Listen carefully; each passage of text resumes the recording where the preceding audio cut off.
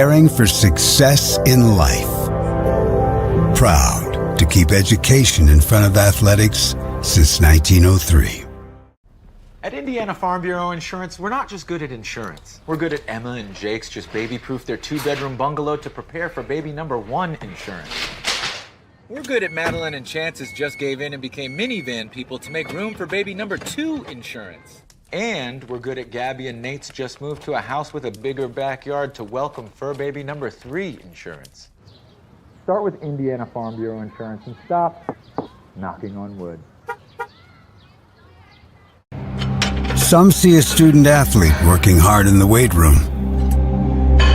We see a future leader learning there are no shortcuts to success. Some see a start to a swim meet.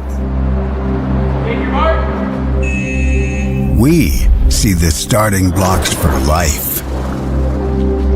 Proud to keep education in front of athletics since 1903. Some people see a huddle in the locker room. We see a second classroom. Some see a student athlete on the court. We see a future leader in the community. You see, high school sports in Indiana are special. That's because they're about learning and growing, not just winning and losing. Fans, I'm Commissioner Paul Neidig. Support education-based athletics in Indiana by buying a ticket to your high school's next athletic event. At Indiana Farm Bureau Insurance, we're not just good at insurance. We're good at Matt's 1-car, 2-bedroom apartment with a home office/home gym insurance. We're good at Nick's SUV and farmhouse with a remodeled kitchen/art gallery insurance. And we're good at the Wilbur suburban home with the 2-car garage/rehearsal space insurance. Have you seen my hockey socks? Have you checked your sock drawer? Start with Indiana Farm Bureau Insurance and stop knocking on wood. The following is a live sports presentation of Glycod. GLICOD.com. Glycod's coverage of Interstate Battery Southern Indiana High School football starts now.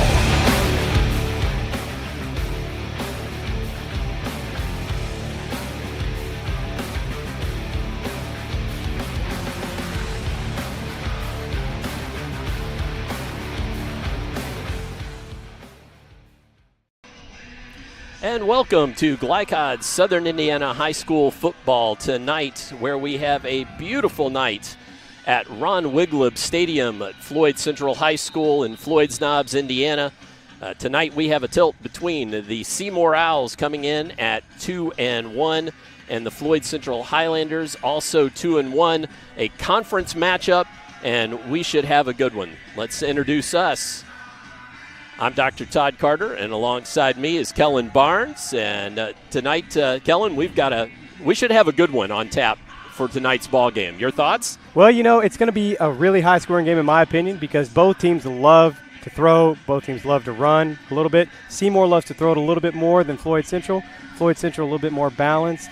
But both teams look physical. I was down on the field earlier. They got some big guys.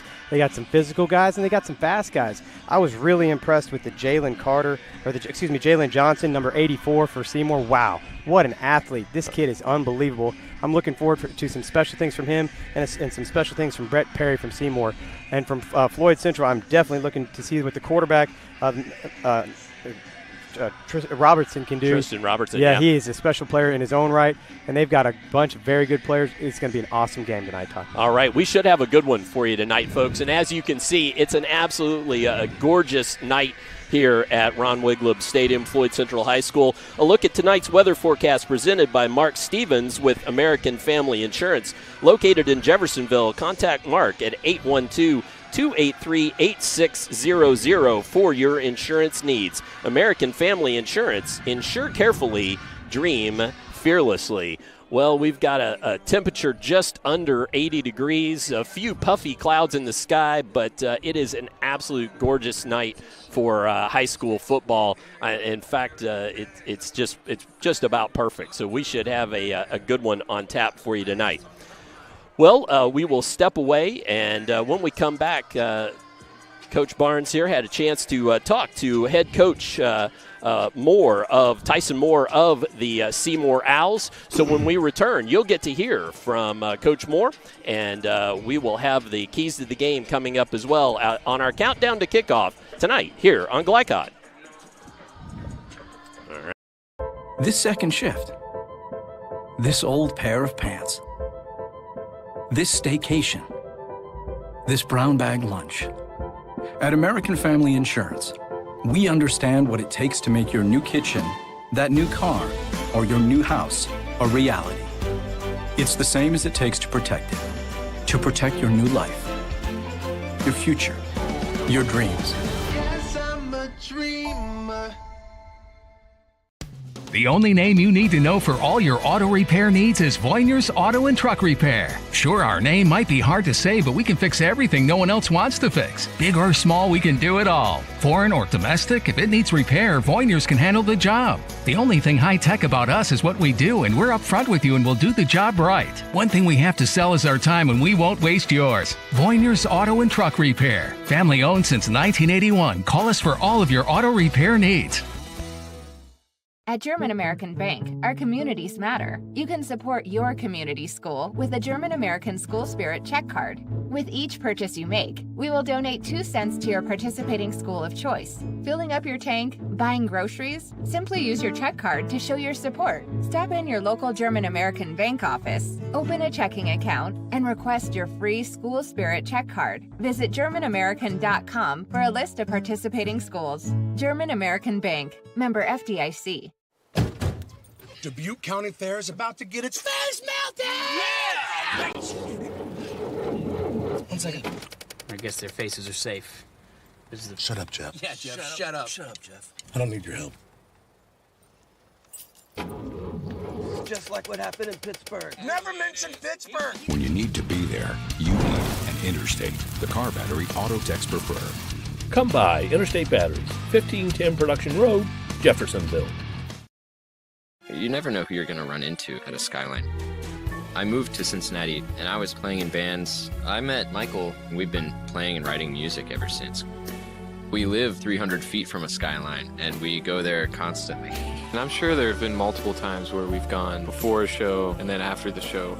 Any time for us is Skyline time. It has a feeling kind of like those mom and pop diners, also like a deep charm for me.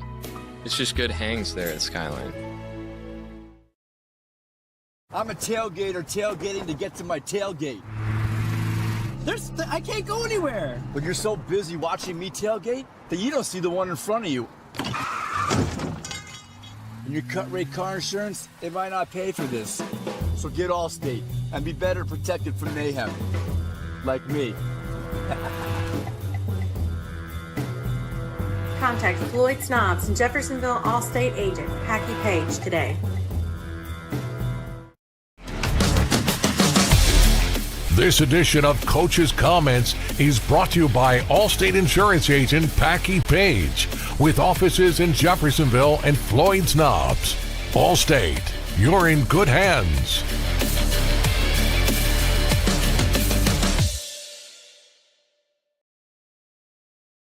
It's Kellen Barnes, Glycod Media. I'm with Coach Moore tonight. Coach Moore, what's the number one thing your offense has to do tonight to win this football game? We got to execute, man. Execute and score.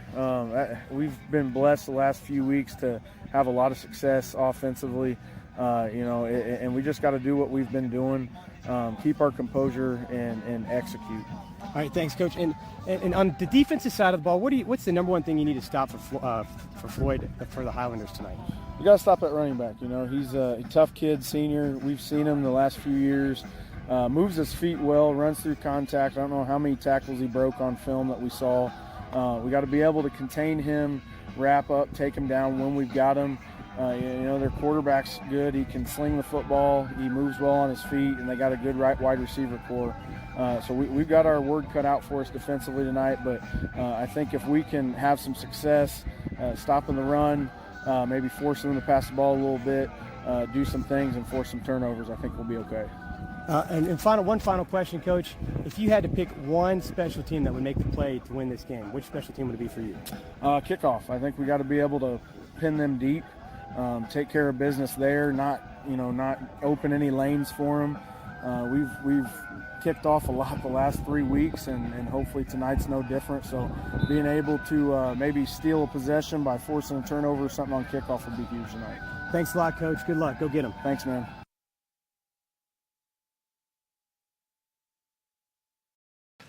I'm your cat. And ever since you brought me home that day, I've been plotting to destroy you.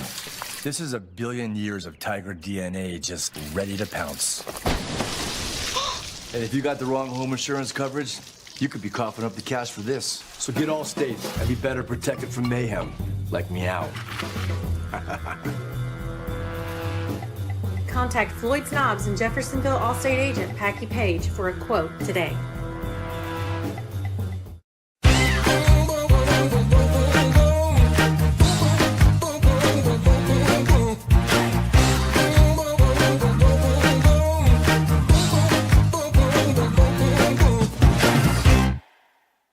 Dr. Carter's office, Annette speaking. How may I help you? Whether you're a new or long-time patient, you know that when you call Dr. Todd Carter, you'll be treated like family. For over 25 years, Dr. Carter's been providing quality dentistry for patients throughout southern Indiana, from regular dental exams and cleaning to restorative and cosmetic procedures. Let their dedicated and established team take care of your family today. Call Dr. Todd Carter at 812-944-5155 or visit drtoddcarter.com.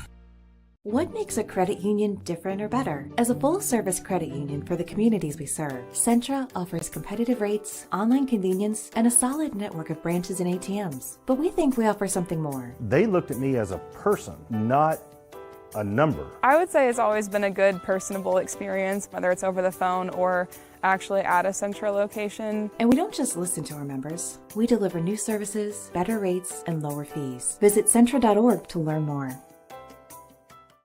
When it comes to medical imaging, you have a choice. Choose Priority Radiology in New Albany for convenient quality services like CT, MRI, X-ray, ultrasound, mammography, and more. A community supporter of our local high school athletics, Priority Radiology is devoted to making sure you're informed and comfortable every step of the way. It's a level of care you won't find anywhere else. Tell your doctor or provider that you choose Priority Radiology when outpatient imaging is needed. Visit PriorityRadiology.com for more information. Priority Radiology, you have a choice. With a wide range of products including video surveillance, door access, fire alarm monitoring, or burglar alarms, Northside Security ensures top service at an affordable price. Their team will efficiently plan and install your system, then train you with 24-hour monitoring. For more, contact them at 812-282-3142 or get a quote online at northsidesecurity.com. Northside Security in Clarksville, where service and protection meet. You're tuned in to Southern Indiana High School Football on Glycod.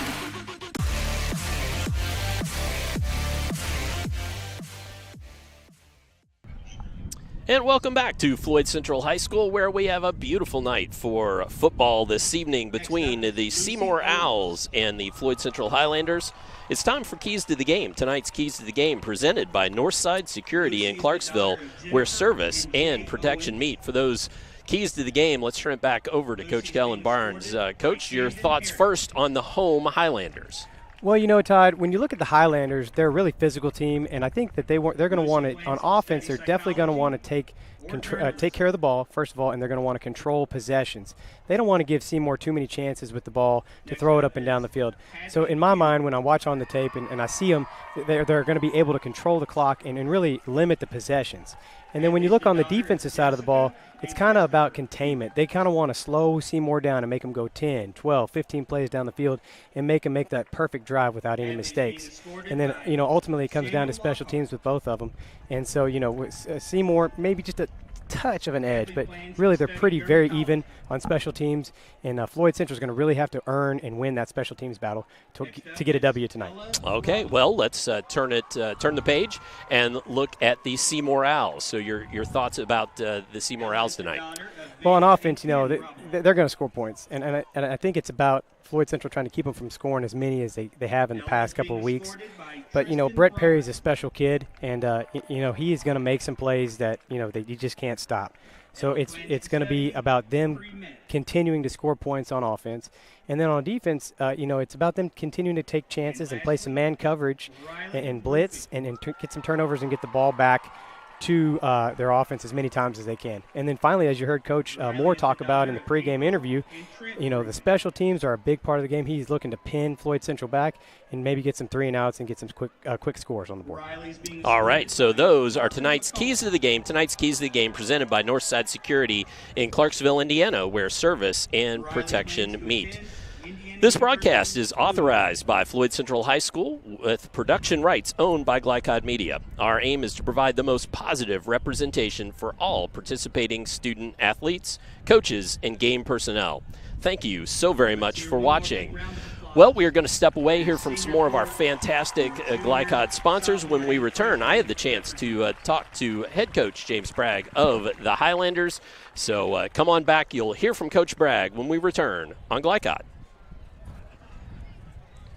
Wide range of products including video surveillance, door access, fire alarm monitoring, or burglar alarms, Northside Security ensures top service at an affordable price. Their team will efficiently plan and install your system, then train you with 24-hour monitoring. For more, contact them at 812-282-3142 or get a quote online at northsidesecurity.com. Northside Security in Clarksville, where service and protection meet. Drug use in adolescence or early adulthood can have a serious impact on a teen's life. Teenagers who use marijuana are more likely to have lower grades, even drop out of school. They may also suffer from impaired driving, higher levels of anxiety, and depression. We all want to see the youth in our community succeed. Regardless of your stance on marijuana, we can all agree that it's not right for teens. Paid for by Drug Free Communities and Our Place. Parents want to do what's best for their children. Teenagers love a party, and often alcohol is involved at those parties. While some people think that hosting those parties in their homes will keep their kids safe, it's wrong. And it's illegal to allow your teens and their friends to consume alcohol on your property. In fact, it's a felony. Parents who host lose the most. Don't be a party to underage drinking. Funding in part provided by the State of Indiana Division of Mental Health Services. For more information, go to ourplaceinc.org. A proud supporter of the Providence Pioneers and Southern Indiana High School athletics, Mack Construction is a second-generation company that provides quality workmanship in heavy civil construction, asphalt, and streetscape while maintaining focus on worksite safety and productivity. Put Mack Construction's nearly 40 years of award-winning service to work for your project. For more information, visit mackconstruction.com. Mack Construction. Experience. Reputation. Solutions. When young people need a place to go and someone to help, there's always a safe place nearby. Clark County Youth Shelter and Family Services, a local nonprofit organization, designates businesses and organizations throughout Clark and Floyd counties as safe places, which offer immediate help and safety to area youth who are experiencing crises. For more information on these safe places and a list of locations, visit ccysfs.org. This is a message from the Clark County Youth Shelter.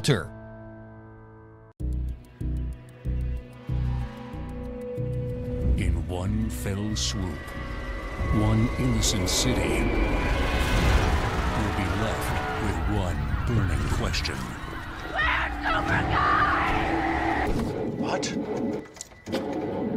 No. When you need to be there, you need an Interstate, the car battery auto techs prefer. Come by Interstate Batteries, 1510 Production Road, Jeffersonville. Vaccines help fight infections. When your child gets vaccinated, their immune system will remember the vaccine and attack the germ if it ever invades their body. Physicians suggest following the recommended vaccination schedule to provide your child with the best protection against serious diseases. The Clark County Health Department reminds you to stay up to date on your vaccines. For more information, please visit clarkhealth.net. Clark County Health Department. Prevent, promote, protect. You're tuned in to Southern Indiana High School football on Glycod.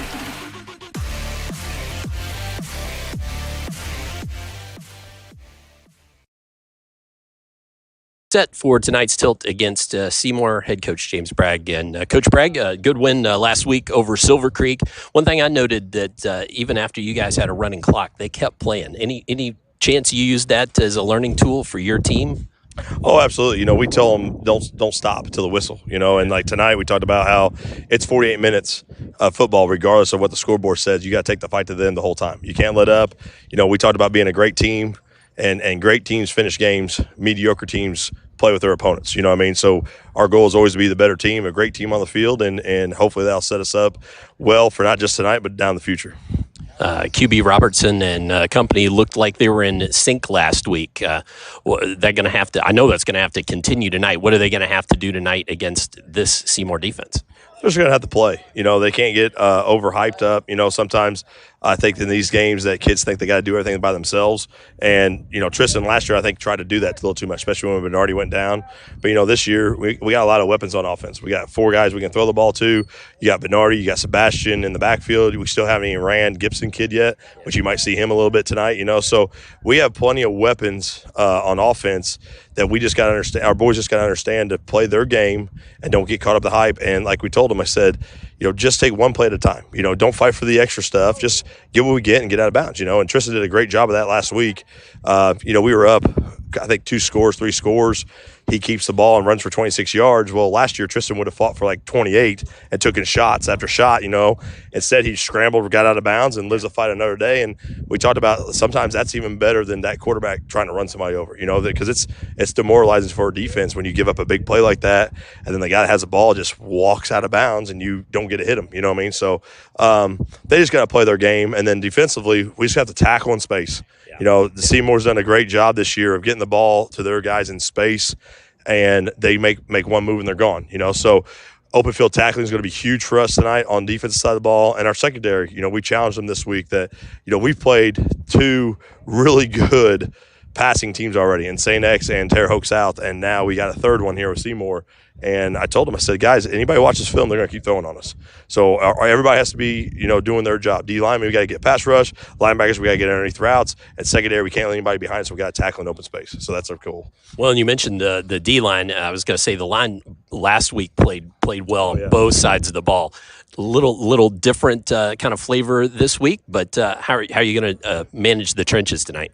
Yeah, like last week we saw, they came out and empty all night. And East came out in kind of what we call an Okie front with a 3-man front, and that's not really our style. So we're going to keep our heart and soul with our 4 defensive linemen on the field and try to adjust from that. We got some other wrinkles for them, but at the end of the day, we got to stop the run. At the end of the day, when you watch stuff in the games we've lost close, it seems like a last second or last fourth quarter run comes back to bite us in the butt. So we're going to make sure our defensive line's focused in, just get their pass rush up, get their hands up, deflect the balls. Last week we got a couple of balls deflected, and we got a pick out of it. So they really it's one of those things with high school kids and anybody. When you feel it work, then all of a sudden you want to do it all the time, So that one deflection, then everybody's got their hands up now. So that's all we needed last week, and hopefully it carries over to this week. On paper, this one looks like it could be a shootout. Your thoughts on what we might see? I think it will be a shootout. We talked about it all week. I don't know what I want. At the end of the day, I want a good high school football game. If it's a shootout, again, like we had week 2, great. If it's a grinder, that's great too. At the end of the day, I'm happy we're competing. It's a gorgeous night. Beautiful. Seymour's great. This is great for the conference. And at the end of the night, win, lose, draw. Hopefully everybody's healthy and moves on to next week. So. Sounds good. Good luck tonight, Coach. Thank you. American Bank. Our communities matter. You can support your community school with a German American School Spirit check card. With each purchase you make, we will donate 2 cents to your participating school of choice. Filling up your tank, buying groceries? Simply use your check card to show your support. Stop in your local German American Bank office, open a checking account, and request your free School Spirit check card. Visit GermanAmerican.com for a list of participating schools. German American Bank. Member FDIC.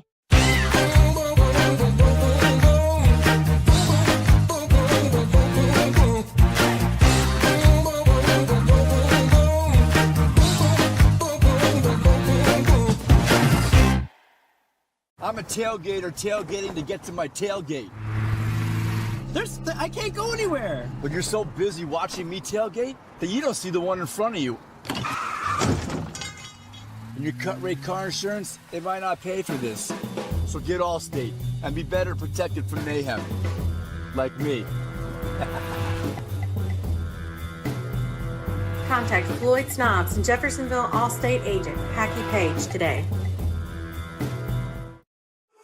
FlyCon on YouTube is Kentuckiana's fastest growing high school sports video site. When you click to subscribe, don't forget to tap the bell and be notified of our upcoming live broadcasts and other unique video content. Subscribe for free now at youtube.com/FlyCon.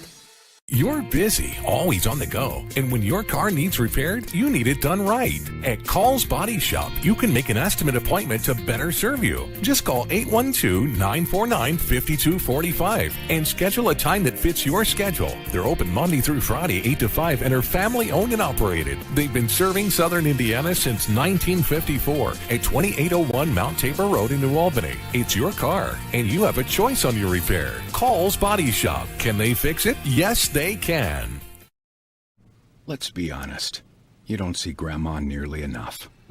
Which means the dead car battery you've spent the morning dealing with has robbed her of precious grandkid time. It's unfortunate, sure, but it's not like she's going to write you out of her will or anything. Right? When you need to be there, you need an Interstate. The car battery auto techs prefer. Come by Interstate Batteries, 1510 Production Road, Jeffersonville. You're tuned in to Southern Indiana High School football on Glycon.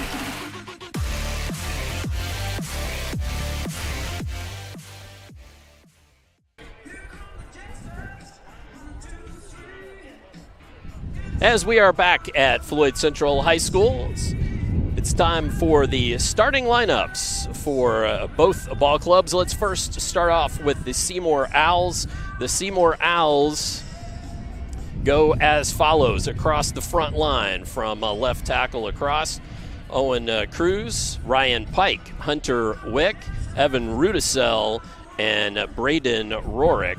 The quarterback is Brett Perry. Running back is Nick Wheeler. He's a junior. And interestingly enough, Coach Perry and I were, Barnes and I were talking that Cam Wheeler, senior, we believe probably brother, is actually his backup. Jalen Johnson at the Y wide receiver, Logan Shelley the W, Kyle Heilman the X, and Jack Pennington the Z for the Seymour Owls. Now on defense, as follows across the defensive line. Mason Nugent, Evan Royer, the big man in the middle at nose tackle, Curtis Burke, the other defensive end. Across the linebacking core, Jalen Johnson, Will Mahoney, Noah Broughton, and Mitch Mellencamp. The strong safety is Jackson Brock, and Aaron Holt is the free safety. Mikey Wright is one cornerback, and Jack Pennington is the other cornerback. And I should note, folks, you're going to hear Jack Pennington's name quite a bit because he is also the starting place kicker and punter. So he will be on every facet of the ball. Now for the Highlanders. Across the front line, they go Jacob Lang, Brody Crump, Parker McCullough, Justin Brown, and Brandon Noble. Tristan Robertson, the senior quarterback. Mitchell Bernardi, the senior tailback. Matthew Polk is the tight end. Isaac Kaiser, Garver Kelly, and David Pennington, the wide receivers. And then on defense, across the front line, Wade Jacoby, Cole Simpson, Isaac Hunt, and Bray Emerine. The linebackers are Andrew Gibson, Sam Lockhart, and Michael Howe. The cornerbacks are Noah Maddox and Camden Harrett, and the safeties are Mitchell Bernardi and Isaac Kaiser. So a lot of names of young men going both ways, and we'll take just a couple minutes here just to continue to say, we're expecting a good one tonight. It's going to be it's going to be fun, and we're also sort of expecting Coach Barnes that this one may be a run up and down the field. Okay, we are going to step away. When we come back, we'll have the opening kick for you here on Glycod. Dubuque County Fair is about to get its face melted! Yeah!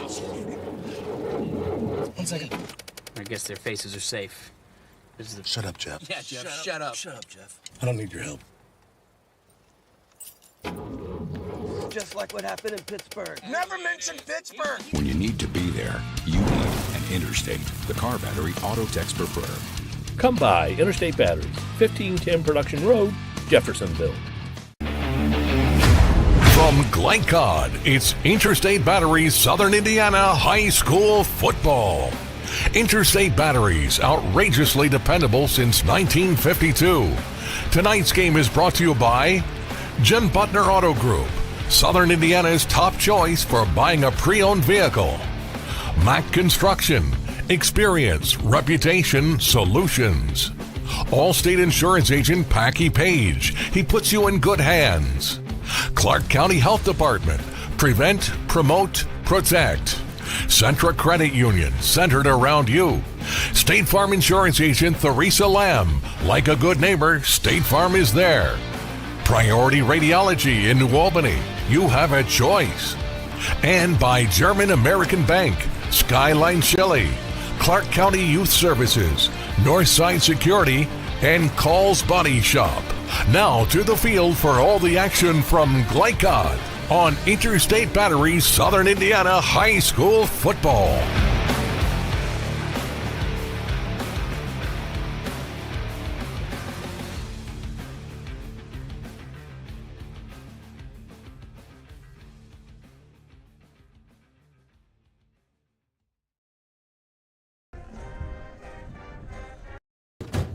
Dubuque County Fair is about to get its face melted! Yeah!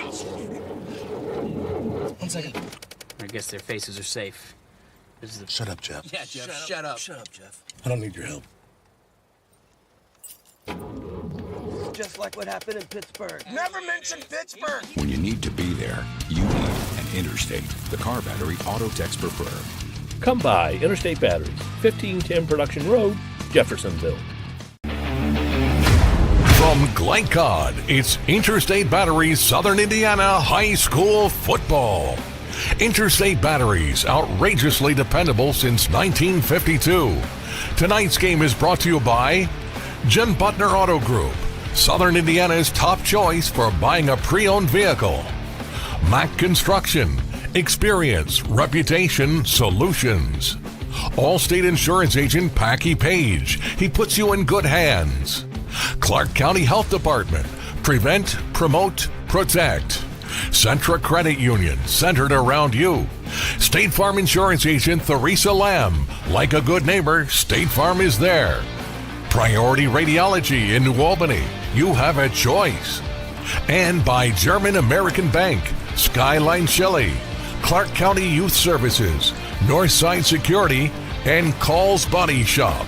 Now to the field for all the action from Glycod on Interstate Batteries Southern Indiana High School Football.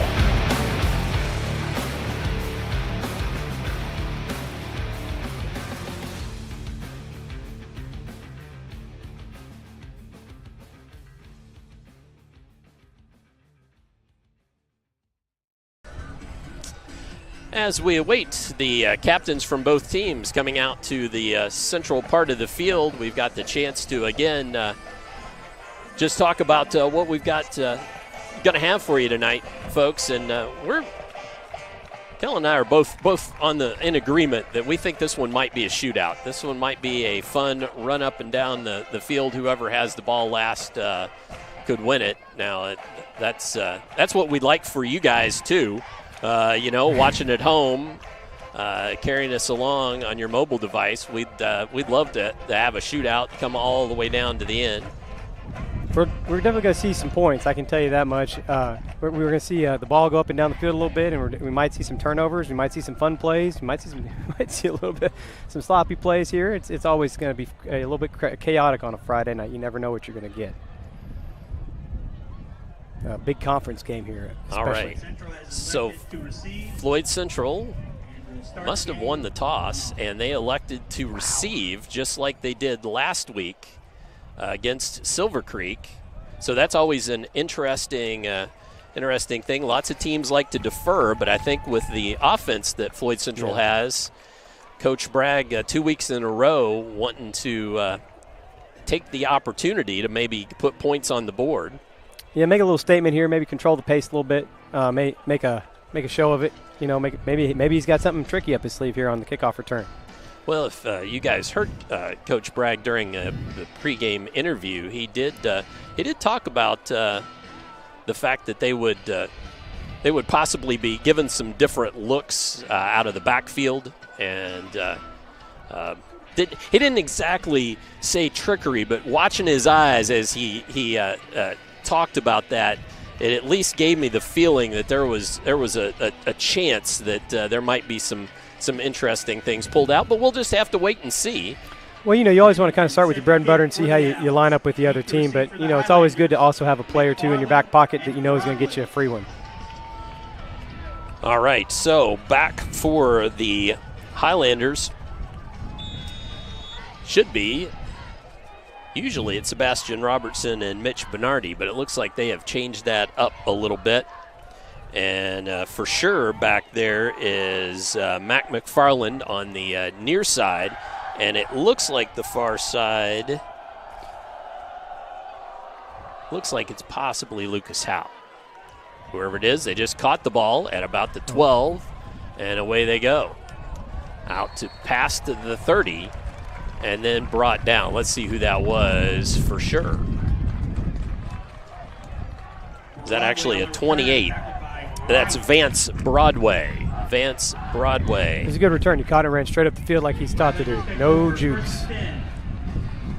So the Highlanders, from their own 32, Parker McCullough, the center, flanked by Jacob Lang, Brody Crump, Justin Brown, and Brandon Noble. Tristan Robertson worked most of the game last week in the shotgun. Play action, gonna air it out. Got a man, caught. No, ball comes out, and they're gonna say incomplete. Never quite. That was Vance Broadway. And so that was a decision there. That was obviously a special play because he wasn't limited. Yeah, they were. Seymour was in man coverage there. Actually, cover 0, which means no safeties over the top. And the defensive back there, I believe that's number 8. He made a heck of a play. Heck of a play. Dang. It's 18. I apologize. 19. It's Ben Marks. Yeah, what a heck of a play. Go Ben. And screen out into the flat. Camden Harrett was the receiver. Nice catch there on the quick game, taking advantage of the space that Seymour's given him. It's going to bring up 3rd and 1. Out to the 41, 3rd and 1.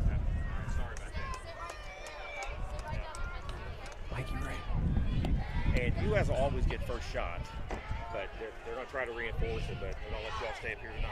Okay. I mean, you got, if another school does not done. 3rd and 1 here. Pulled by the quarterback. Oh.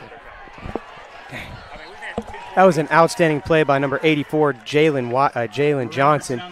He waited on the quarterback to pull it, and he just sat at home and made a heck of a play there to stop them on 4th and to bring up 4th down and 1. Slight loss on the play. It's going to be 4th and short. All right, 4th and short. Sorry about that, folks. Talking with our host here, the AD, Jeff Sequeira.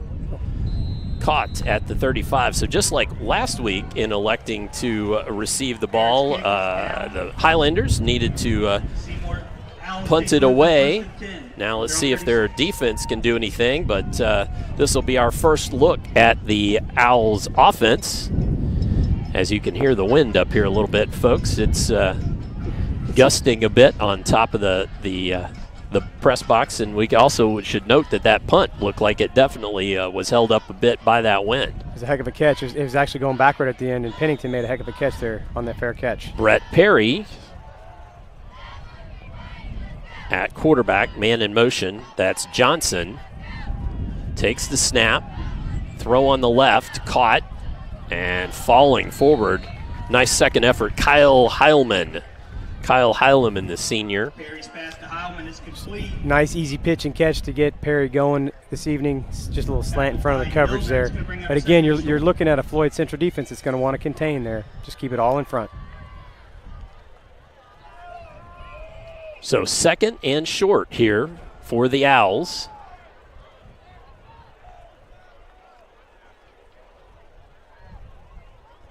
Perry looks right, passes right, finds Johnson, and run after catch. That's what Coach Bragg was worried about. Got a tackle in space. Gibson finally comes up and forces Johnson out of bounds. He's showing his athleticism there. That was a heck of a spin move and an easy throw again. But again, a heck of a spin move and finish there by Johnson. Owls' first down.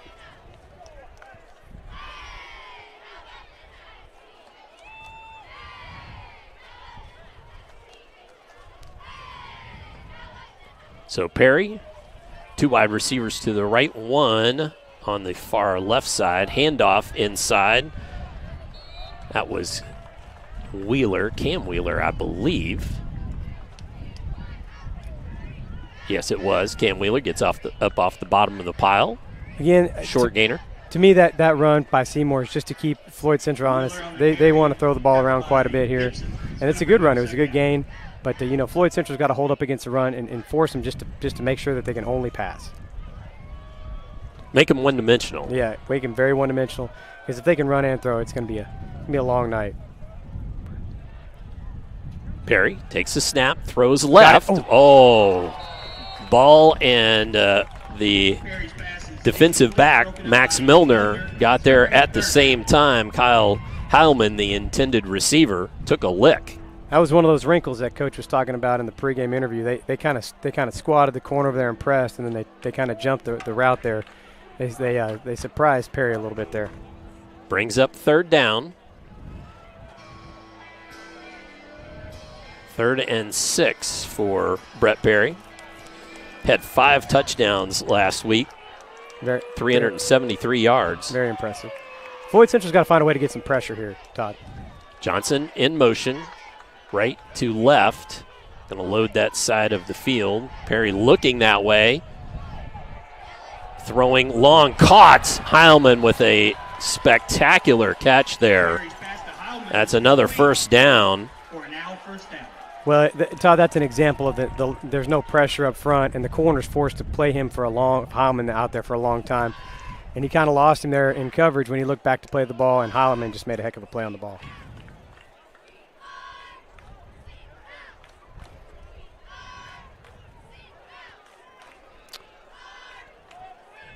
So, first and goal for Brett Perry and company. High snap, handoff to Wheeler, Cam Wheeler.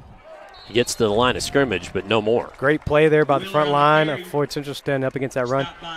Two backs is really a run formation for the Owls, so look for that all night. Look for the Floyd Central to really key on when they have two backs in there.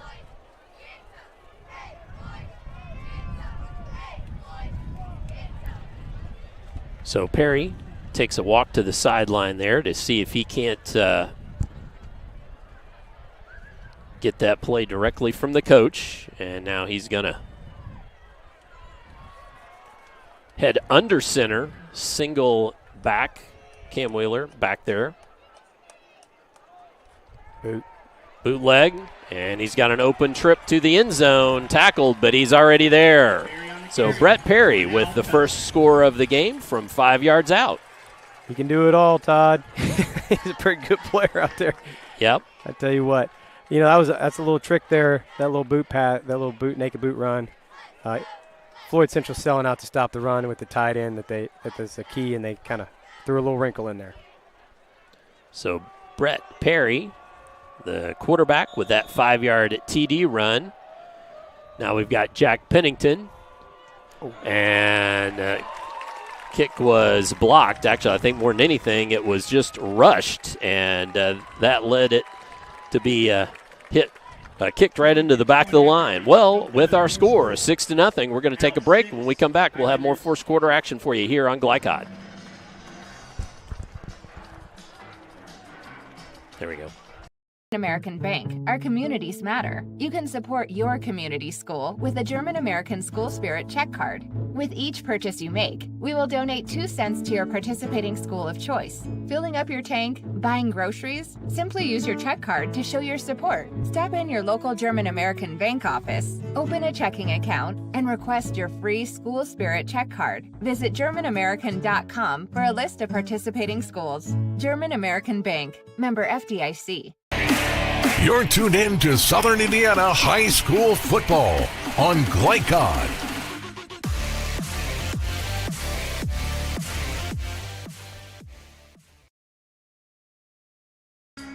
So the Seymour Owls marched right down the field, a couple of first downs on the way to their score, and now the Highlanders will have a second opportunity to possess the ball.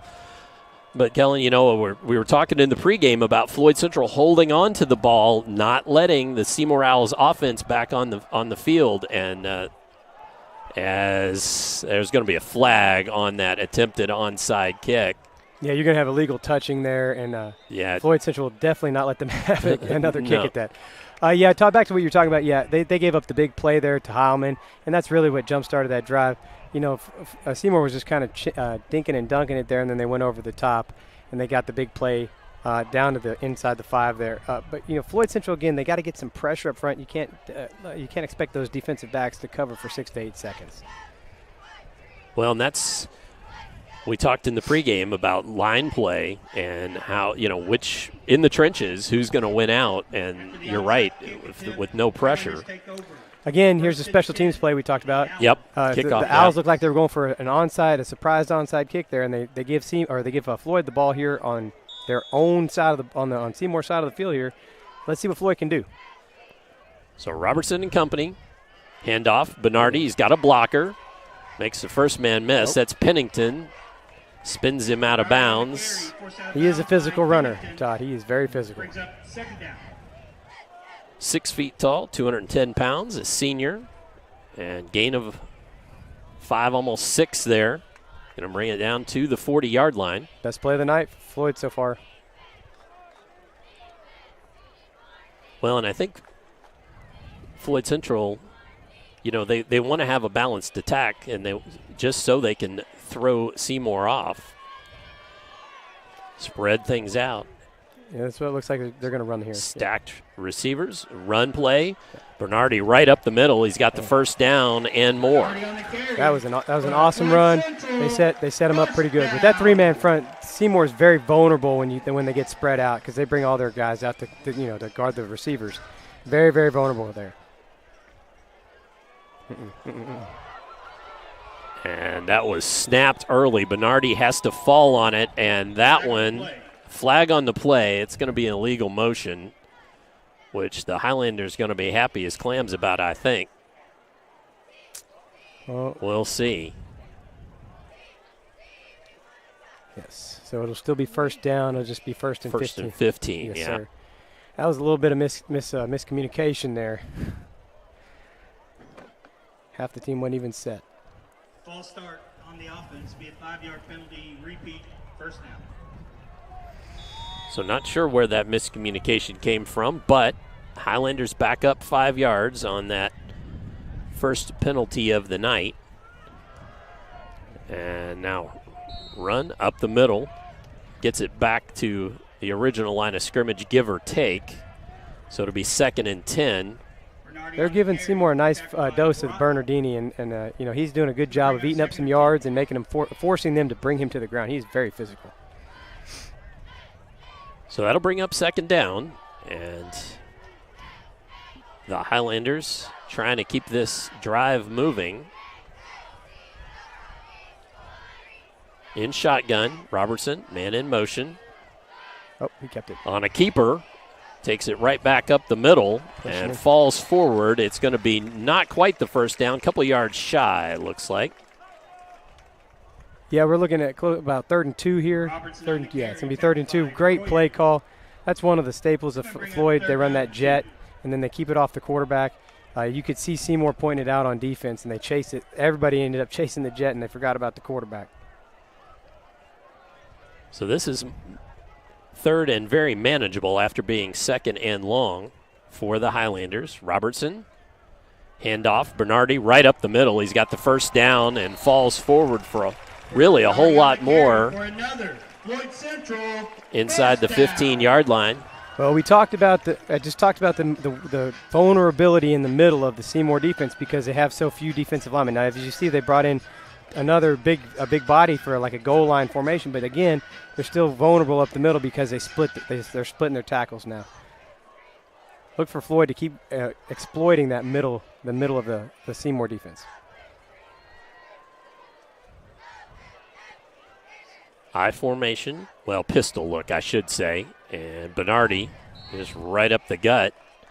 Gets it close to the 10-yard line. It looks like they're going to spot it just shy, but a good 4-yard gain or so. Broughton from the linebacker spot makes that tackle. Yeah, he's having to play around some of the guys in front of him getting put in his lap. So Seymour's got to step up here and make a big play, and Floyd, by the way, is definitely happy to have this nice long drive and keep Seymour's offense off the field. This is a great response to what they just saw on the other side. Well, and interestingly, it's almost like they needed to get those jitters out. They've definitely settled down. Now, the good field position certainly did not hurt. Handoff, Bernardi. He decides he's going to go the other way. Stacked up. It's going to be a short gain. Looks like inside the 10, but it's going to bring up third down. Yeah, that was a little counter play there from the front side, and they countered with the guard, and the counter trade with the guard and the tackle. It was a nice looking play, but just a little bit slow, and the backside of Seymour's defense ran it down.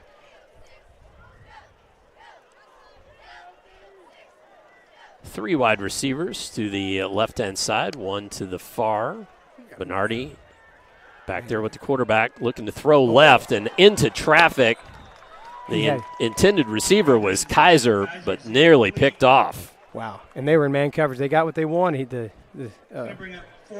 Again, Mikey Wright out here making plays, number 18 for Seymour. That was a heck of a play by Mikey Wright. 2 big pass breakups already in the first quarter.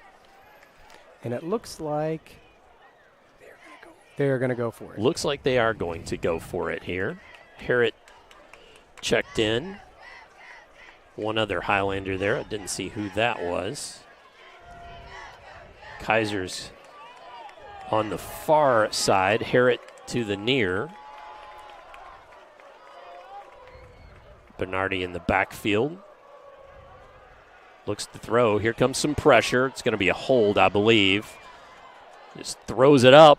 Jump ball. Caught. And so if the play stands up, it's a touchdown to Kaiser, but I don't believe it is. It's going to be a hold against the Highlanders, I do believe.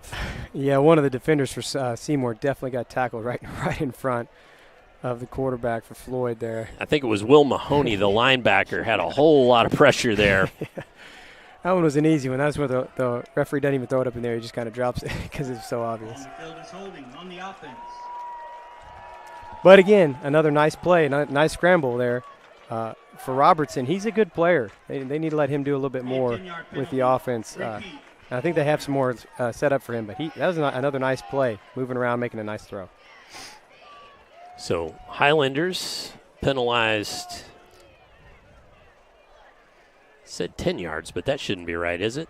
Yeah, for holding. 10, okay, I was sorry. I was looking where the ball was more than anything, but yeah, 20, so that's right. My fault. Robertson looking to throw it. Has a man. It's going to be just shy, I believe. Kaiser. He might give it. They might give it to him. It's going to be awfully close. First down. What a catch. That was an unbelievable throw, an unbelievable catch. Kaiser knew exactly where he needed to be. That was a heck of a throw. An unbelievable throw by Robertson. Unbelievable. Here we go, first and goal. So the Highlanders knocking on the door with 4:31 here in the first. Bernardi runs it right up the gut. The pile's still moving. It's going to be close if it's not in. Yeah, they got some good movement. Again, if you're watching where they're having most success is in the middle of that Seymour defense. Like we talked about in our pregame meeting, Todd, the middle of that line is really important for both sides. Looks like they're going to do the old Philadelphia Eagles push. push, and that is a point of emphasis. We saw that I saw that actually in a ninth grade football game last Saturday, a legal push of the pile. Yeah, and he called it immediately. You can't do it anymore. It is a point of emphasis in high school football this year. So a legal push of the pile is going to negate the touchdown. Yeah, they got rid of that because too many people are going to get hurt in high school football. You know, it's different in the NFL when those guys are super athletes like that, but the high school kids are going to get wrapped up and legs are going to get torn up in there. Can't push from behind. I hate to say this, but it was in all the rule clinics that the coaches watched this summer. So. Yep. It's going to be a 5-yard penalty. Well, I saw that called in a freshman game last Saturday at Silver Creek High School, and all the fans were saying, that's not a rule, that's not a rule. I looked it up. It's a rule. Just this year. And again, it's all for kids' safety. You know, you don't want kids getting their legs wrapped up doing something like that. So the Highlanders backed up. That's their third penalty. Handoff, Bernardi inside. He powers forward. Going to get it to about the 5. But it's going to be 3rd and 5. 3rd and goal from the 5, pardon me.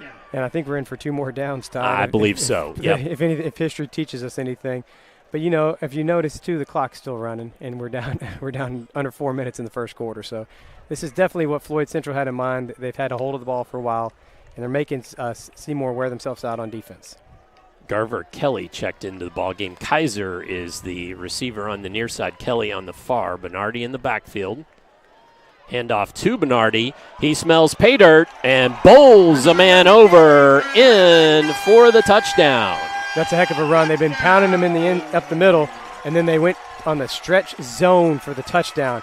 And they caught Seymour pinching inside to stop the inside run, and it was a great call, and actually a good makeup call since he called the aiding the runner call. Great call. So Mitchell Bernardi in from 5 yards out. Cole Jones lines up to kick the extra point through.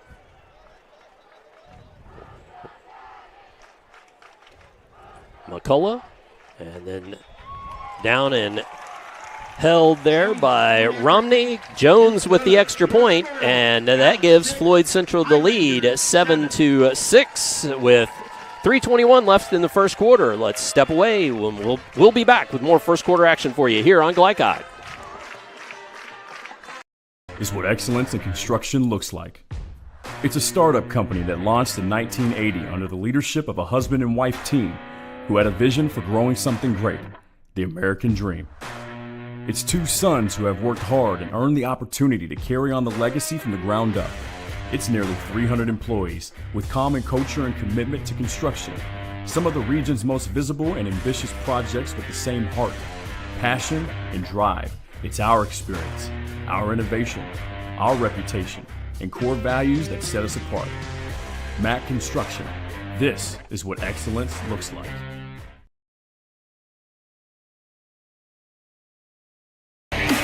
You're tuned in to Southern Indiana High School Football on Glycod.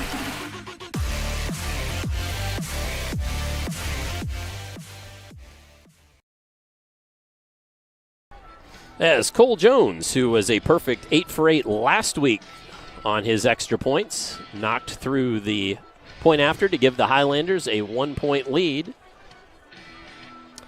Yeah, that was a great drive there. They got the ball in plus territory, and they held on to it for just about a little over half of the first quarter. That was an unbelievable drive, and it's everything that Floyd Central would want, keeping their defense fresh, wearing out some of the better players for Seymour on their defense. So Jones, we saw this last week, very deliberate on the kickoffs. And he does air it out to deep man, running from near to far side. Still going at the 32. Finally knocked out of bounds, and that was Shelley. That was a great play by Shelley. He held the edge over there. He did a good job of containment over there, and he just slowed him up just enough for his buddies to get over and help him tackle him. So Logan Shelley with a nice run back, and that will bring Brett Perry and company for the offense back onto the field for the Owls. I apologize, Todd. That was Mac McFarland over there with a nice play for Floyd Central. I apologize. That's 2 for him.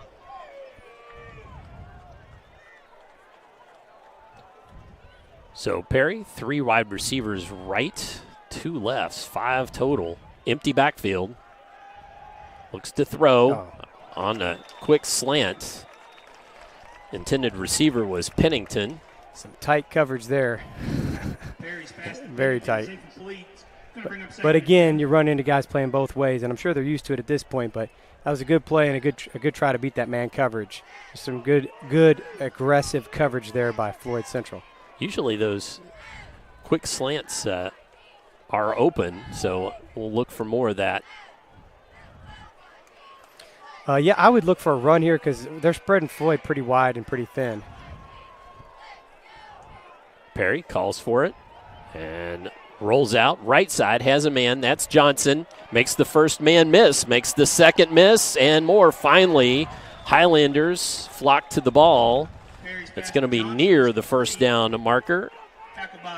Yeah, and it is a first down. They're having trouble tackling Jalen Johnson. They got to get their arms around him. They got to put their chest on his body, and they got to run their feet. They're doing a lot of arm tackling out there and diving at his feet. That's not going to get him down. He's a good athlete. He's got strong legs and that good midsection. You got to get your body on him. You got to get your chest on him and wrap him up and bring him to the ground. Jalen Johnson listed 6'3", 190 pounds, a junior, so he will be around another year possibly for these Owls. Pennington to the near side, 3 wide receivers to the far for the men in white. Pitch, that's Wheeler, and wrapped up and brought down at the line of scrimmage. Yeah, that was Jacoby. That's a tough play, running sweep to the trips. There's just a lot of guys and bodies out there. It's hard to stretch them out in that traditional sweep sense there. But again, they're trying to move. Seymour's trying to move the ball wide and attack the wide sides of the Floyd defense.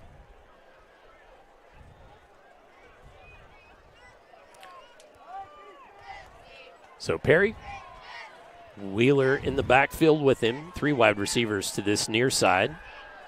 A little jump screen pass to Wheeler. Oh, nearly wrapped up, but he gets away. Well, they have a decision to make. That was a good play, an excellent play there on defense. Vance Broadway was the man on the ground that grabbed Wheeler. That was a well-designed play that just ran into some good defense there. That was the essence of a shoestring there, Todd. It really was. Yep, absolutely. Just slowed the man down enough that a couple others could come. The Highlanders could show up, yeah. And, again, Floyd's doing a great job of running up to the football. You're having 3, 4, 5 guys at every tackle, so that's a good job of hustling to the tackle. 3rd and 4 plus here. Seymour trying to get the ball into Highland territory. They've got a man, Pennington, wide open, knocked out of bounds by Kaiser. But Perry to Pennington was good for the first down and more. They caught Floyd in that screen and go. They've hit him with the screen a couple times out here, and they got him with the slant and go on the outside. And Floyd was in a little different coverage over here, and the safety couldn't get over there in time. It was a great throw again by Perry. He's a very good player. So the Owls moving the ball again. Man in motion there is Shelley. Handoff. That's the junior Wheeler. That is junior class-wise, Nick Wheeler, the running back. Gain of about 3. And again, they're just sprinkling that run in there just to keep Floyd honest in the middle. I think they will have more success in the middle there because of that split defense that Floyd's showing them than trying to stretch them wide. But again, just sprinkling that run in there to keep them honest.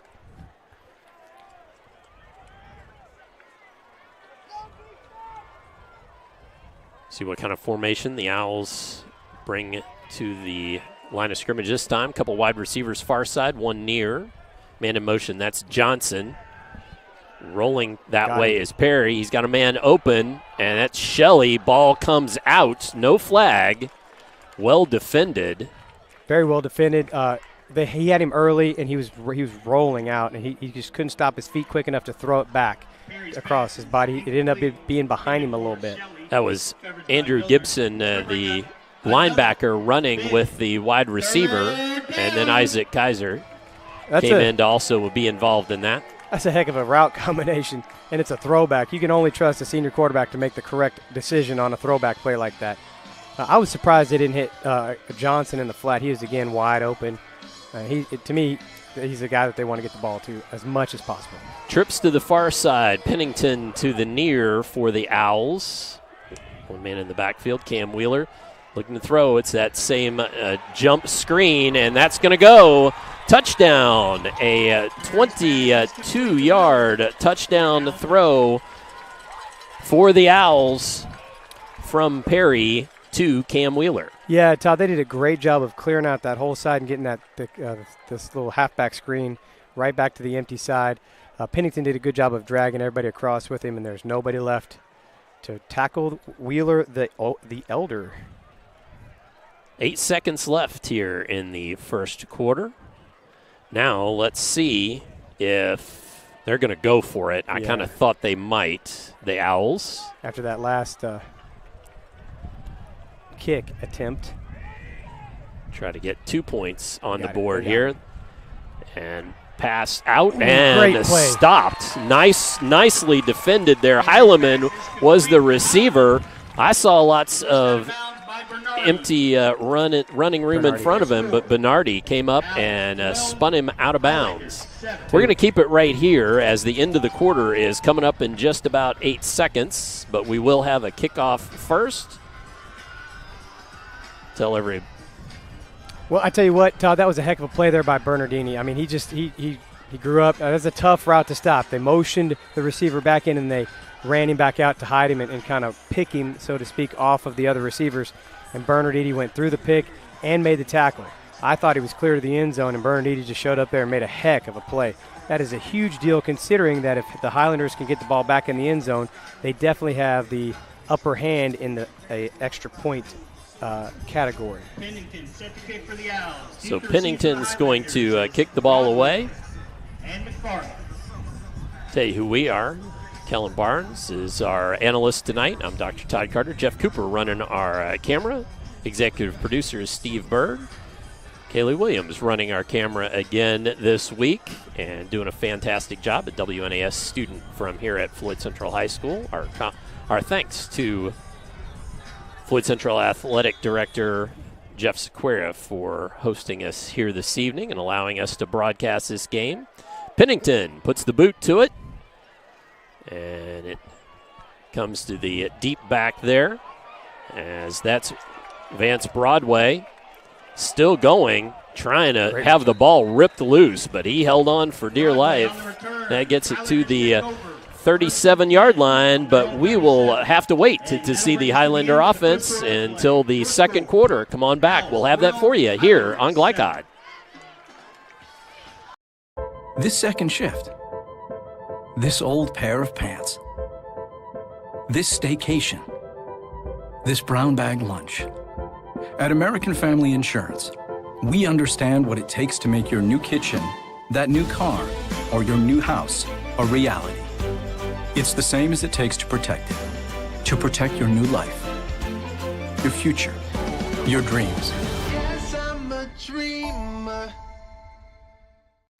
The only name you need to know for all your auto repair needs is Voyner's Auto and Truck Repair. Sure, our name might be hard to say, but we can fix everything no one else wants to fix. Big or small, we can do it all. Foreign or domestic, if it needs repair, Voyner's can handle the job. The only thing high-tech about us is what we do, and we're upfront with you and we'll do the job right. One thing we have to sell is our time, and we won't waste yours. Voyner's Auto and Truck Repair. Family owned since 1981. Call us for all of your auto repair needs.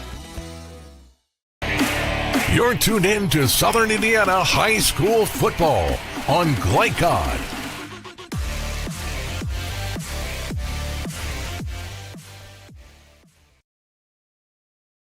On coming back for live action as Bernardi on the run, right side.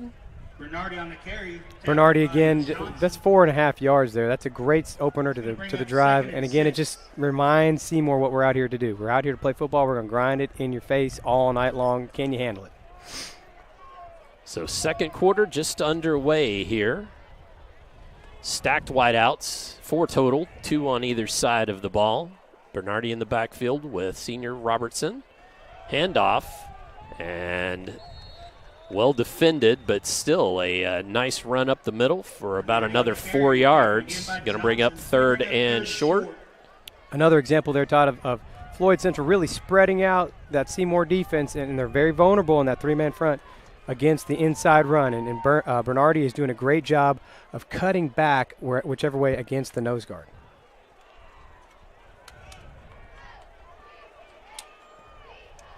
So back to the same formation. And they're going to do the same thing. Handoff. He's going to fall forward, and we've got another first down. Bernardi with that inside run. Just pounding it between the tackles. More of the same. Like we talked about in our phone conversation, again, the inside of that line is going to be big because of the number of linemen that Seymour does not put in there. They have 3. They're trying to spread out and use more athletic guys on the field, and so Floyd's going to try to push them around in the middle.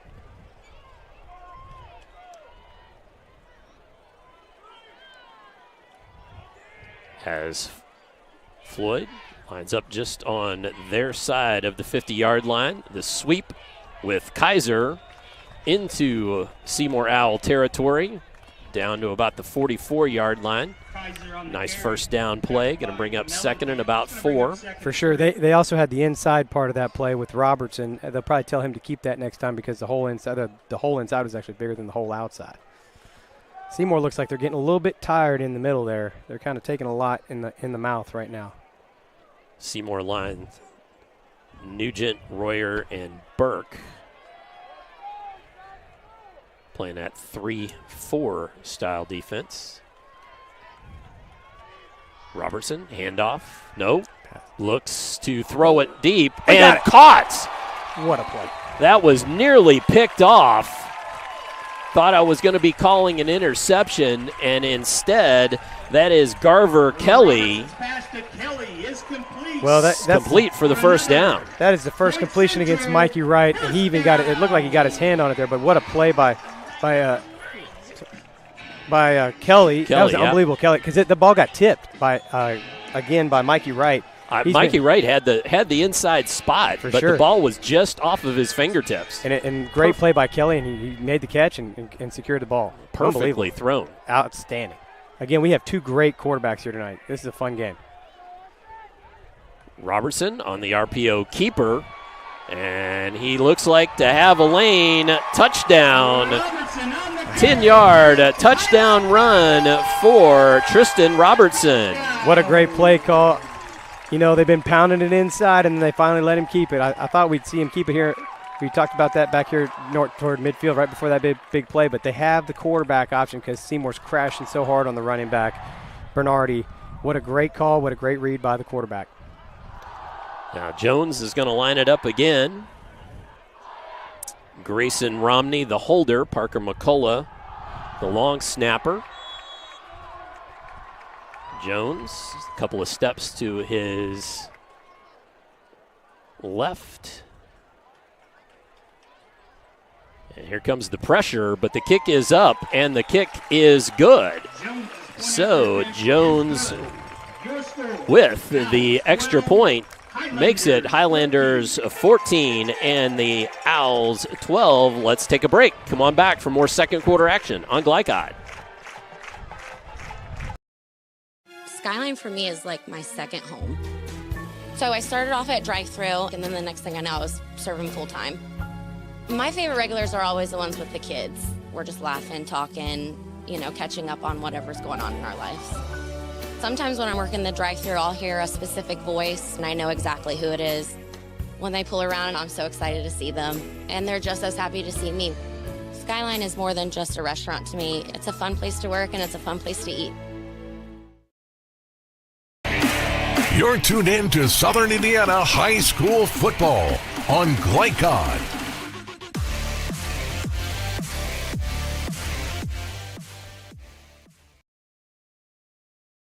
So the Highlanders score in the second quarter to make it 14-12 with the point after touchdown, and now Seymour gets ready for their first possession of the second quarter. They've scored on both of their other possessions. Yeah, they just can't make that dang extra point. It'd be a heck of a ball game if they had a good kicker too. Well, and you never know. That's one of those things where it comes down to that sometimes too. Caught at the 5, out to the 20, and falling forward to the 25. Nice run back there. See if I can see who that was. That's Shelley again. Yeah, Todd, I mean, if you just look at some of the other players that are going around, Floyd Central is quite a bit more physical, being quite a bit more physical on a lot of positions everywhere on the field, except for, the quarterback and Jalen Johnson. But Floyd Central being very physical with Seymour. They're kind of pushing him around, knocking him down a little bit. So Seymour's going to have to toughen up here a little bit, especially on the defensive front, and find some answers. So Brett Perry, who has a touchdown run and a touchdown throw tonight, back on offense. Throws it right side. Johnson wrapped up but gets out of it. Johnson has the first down and finally bumped out of bounds at about the 42-yard line. First down. Another example of a young man diving at feet. You got to put the chest on his body. That's the only way you're going to stop him. He may have been going for the interception a little bit there, but I think you got to secure the tackle first.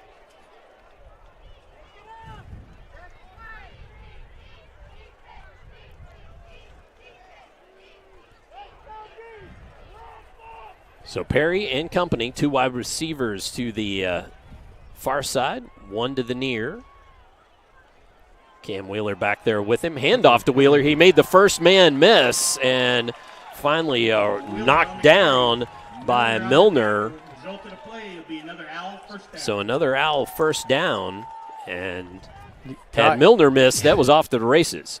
Yeah, Todd, you can't let them get going like this with the run and the pass. Floyd has been doing a good job of shutting down the run and making them one-dimensional. If you're starting to give them 10-yard runs on those little zone plays there, they're going to start eating you up.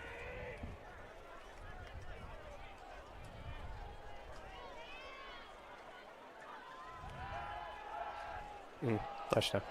Throwing deep, caught, Shelley, touchdown. Coach called it. Yeah, sorry. I just saw the corner he kind of stumbled there a little bit. That was Pennington, my fault. Yeah, that was Pennington. Pennington, he's going to be everywhere. That's a heck of a play, but he ran a straight go route there, and the corner kind of stumbled just a little bit out of his break, and Perry saw him. Perry, you can't make a mistake with Perry. This kid, he doesn't miss much. So the second passing touchdown for Brett Perry. And it did not take long for those Seymour Owls to march right back down the field and have that long touchdown pass. Whew. Wow. Now Pennington's going to see if he can knock it through.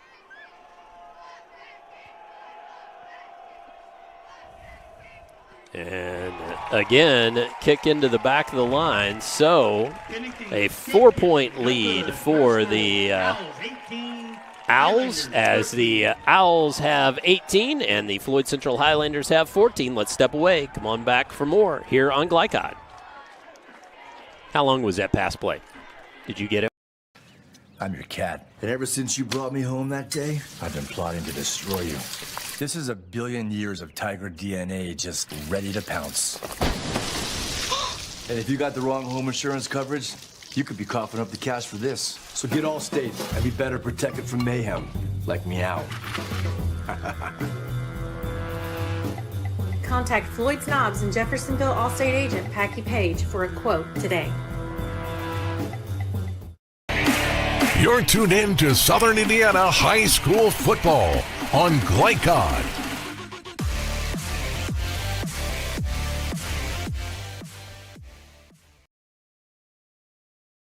8:13 remains here in the second quarter.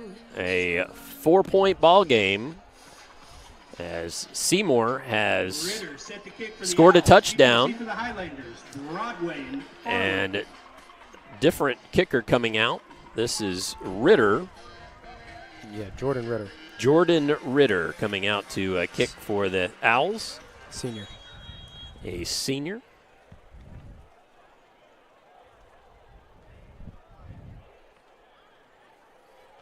As he will line it up. And put the boot to it. Nicely done. Fielded and brought forward to about the 30-yard line, and that's Mac McFarland on that. He was brought down by Cameron Wheeler. Wheeler the Elder. Good play. Good kick. That was a nice kick. Well struck there. Good return, good blocking. We got the ball here on the 29, the Highlanders 29. Todd, we're going to look for them to do some more of what they've been doing. It's been very successful. I would never go away from it because they're attacking the young man Royer there at the nose guard, and it's really hard on him being a two-way player. So he can be wrong a lot. 3 wideouts to the near side, 1 to the far. Bernardi in the backfield and just running right up the middle there. Royer was certainly involved in that, but Bernardi with about a 3-yard carry. Well, it's hard. It's easy to see it from up here, but it's 5-on-3. There's 5 Floyd linemen to the 3 Seymour linemen, and they're just taking advantage of it over and over and over again, as they should. So 2nd and 7. I tell you what, Todd, the Highlanders would love to hold this ball all the way to halftime. They would love to know nothing more than to score with zeros on the clock and not give the ball back to Seymour. As quickly as the Owls have scored, I can certainly understand that. Now going to be a throw out to the sideline here, and trying to reach forward was David Pennington, number 14. It was a nice play, great throw. That's a really long throw for Robertson. But good reception, gives you 3rd and short here. 3rd and very manageable. So 3rd and 2 after the reception by David Pennington, a junior. He really stretched out to get that extra yard or so. Yeah, like I said before, they're playing with all heart tonight. They have some really good players, but they're also playing a lot more physically right now than Seymour. 2 wide receivers to the far side. Handoff and motion or something here. Flag came in very, very early. False start. So now it goes from 3rd and 2 to 3rd and 7.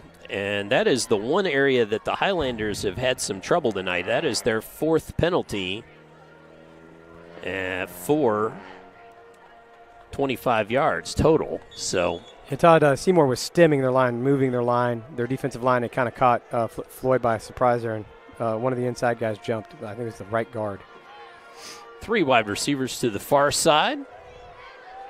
Pass play, throw, and that's caught just past the line to gain. So Kaiser moves the chains. Good throw, good catch, a better catch, but good job. A little too soft there for my liking by Seymour there. They're kind of way off too far, and it was very clearly a hitch, and he needs to attack that a little bit more aggressively. We saw that hitch several times last week for the Highlanders when they needed just a specific down and distance, and Kaiser ran it several times and got first downs.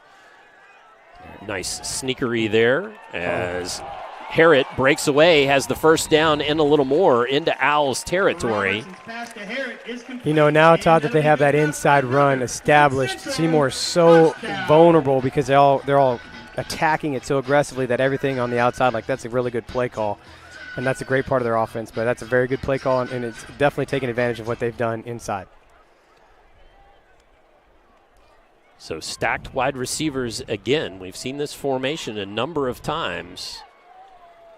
Handoff, and Bernardi just goes right up the middle, following his big offensive lineman. And they're again just reestablishing every first down. Hey, we're going to stay here in the middle. We've got this advantage, and the clock is ticking. Should give some credit there to Justin Brown, the right guard, number 78, plowed the way forward for Bernardi. Yeah, that gainer. Those inside 3 are doing an unbelievable job. Left guard, right guard, center are doing an unbelievable job on the nose guard and the 2 linebackers. Robertson to pass, and caught, thrown where only his man could get it. Johnson thought he might have a play on it, but instead David Pennington with the first down catch. Todd, I told you we had 2 great players at quarterback. These guys are having a duel tonight. One's doing a little bit less throwing and a little bit more running and game managing. But that was an unreal. That's a big-time throw there by Robertson. I really thought that possibly Johnson was going to have a chance on that, and it was just out of his reach where only Pennington could catch it. That one was humming. That one had some mustard on it. Bernardi, pistol look there with Robertson. And flag comes in. Kelly was in motion. And that's going to be a false start against the offense. It was Harrett, number 11, out on the outside. He was probably getting excited to go block on a running play. 5th penalty for the Highlanders, 0 for the Seymour Owls thus far. Now, that's one of those things that late in this one, that could certainly be big. And that might offset the extra point woes for the Seymour Owls. So, those two things, one of the two teams has got to fix one of those problems.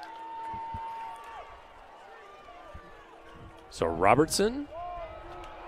They're going to get those 5 right back. Yep, they sure are. There's the first penalty for the Seymour Owls, 5-yard variety. Well, I don't know if you could see it, though, but they're pinching. He was angling in to pinch because they're so concerned with the inside run. So he's concerned with getting in there to stop the run. But they knew they were going to run there because of how wide the receivers are.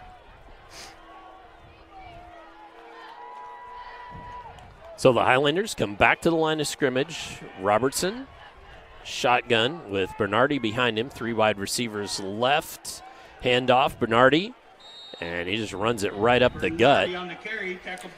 Yep, and there's 5 more yards. And they're pretty it's pretty consistent on first down. They're going to run right in the middle there, and it's going to be tough because they have such an advantage against the nose guard and the 2 linebackers. Linebacker Noah Broughton coming up to make that play for the Owls. I'll tell you what, they're starting to slide off of Bernardi. He's become the physical force that he is. He's really wearing them out. Back to that pistol look. 1 wide receiver each side. Handoff. And just off tackle there. Bernardi, nice second effort. Gets it down near the first down marker. We'll see where it's positioned. It's going to be close, though. And as you can see. And they're going to say it's a first down. We got some Seymour guys getting up slow. I'm telling you what, this is a physical game. Floyd is putting their stamp of physicality on this game. And they're going to I don't know if they'll throw another pass into the end zone here, Todd. With 4:09 remaining, clock still moving. 9th first down of the half by my count. And admittedly, that's very unofficial. Bernardi on the carry. Bernardi on the carry, tackled by Broughton. You can just see the hands on the hips there by Seymour. We're rotating some linemen around. This is they're going to have to reevaluate some things that they're doing and figure out a way to be more physical mentally up front and make some stops here. But as you can see, they're starting to get them out wider a little bit, aren't they, Todd? Not so much in the middle now. Right. Looks like they're trying to work it out a little bit. Robertson takes the snap. Looking to throw, has a man in the end zone. Nearly picked off. Harrett, though, comes up with it. Touchdown. What a catch, what a throw. Again, unbelievable. That's a great play. Again, thrown where only his man could get to it. Playing with fire there, but the pass play from Robertson to Harrett. He was hot on that drive. Puts the Highlanders back on top. Trying to go up now by a field goal. Trying to make it 3. Kick is up, and kick is good. That makes it Floyd Central 21, and the no good. I'm sorry. Is it wide? My apologies. I thought I saw arms up in the air. So we're going to keep it here, and with the halftime coming up shortly. Well, Todd, the only problem there is you got to give the ball back to Seymour. And Seymour's been scoring really so quickly that, they have a chance here to score and then come back out after halftime and get the ball back twice in a row. And you really have to lock in here if you're Floyd Central, really focus on your secondary and up front and get some pressure. They have got zero pressure on Perry. Zero pressure on Brett Perry. Yeah. So the Highlanders going to head back out and see if they can go back to work here. That's not just you. That's all of us going to one headphone. We'll get it back here in just a second. But Jones comes back out. Again, another great drive, very well executed drive. I'm surprised he missed that extra point, but another great drive, well executed. Like we said earlier on, this is going to be a shootout. We're going to see what small mistakes are going to lead to the victory for either side. So the Highlanders going to kick the ball back to the Owls, and the Owls with a chance.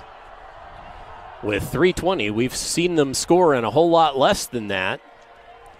Ball caught by Wheeler at about the 12, takes it past the 20, 30, and finally brought down at about the 43. A heck of a run back there. He's a slight fellow, but he was going fast, wasn't he? He was moving. The senior, Cam Wheeler. First and 10 on their own 42-yard. So the Owls will take over. Again, I think if you're Floyd, there's no reason for any one defensive back to be manned up alone on anybody over here. We got to keep two safeties high. You got to keep everything in front of you and just hope and make sure that we can keep everything in front of us. Perry looks to throw, airs it out, has Johnson open, caught, and immediately brought down, but a well-designed play.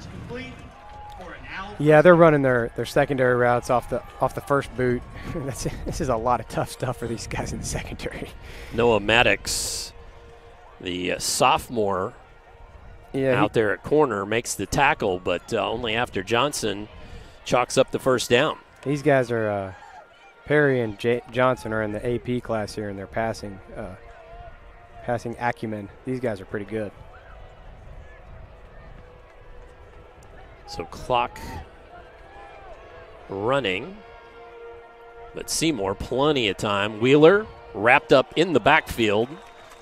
He's going to fall forward for about a yard gain, making it 2nd and 9. We haven't mentioned it, but both teams have all 3 of their timeouts left, which is really important. We haven't burned any of those useless, senseless timeouts yet, so we still have 6 timeouts to use here at the end of the half. I imagine Seymour will start using them here if we don't get close to a first down, or maybe after this first down. Well, again, we saw they can hit pay dirt quickly. So with that 43-yard passing touchdown just a little while ago, and then a 22-yarder earlier, some pressure comes and overthrown. Pennington, the intended receiver.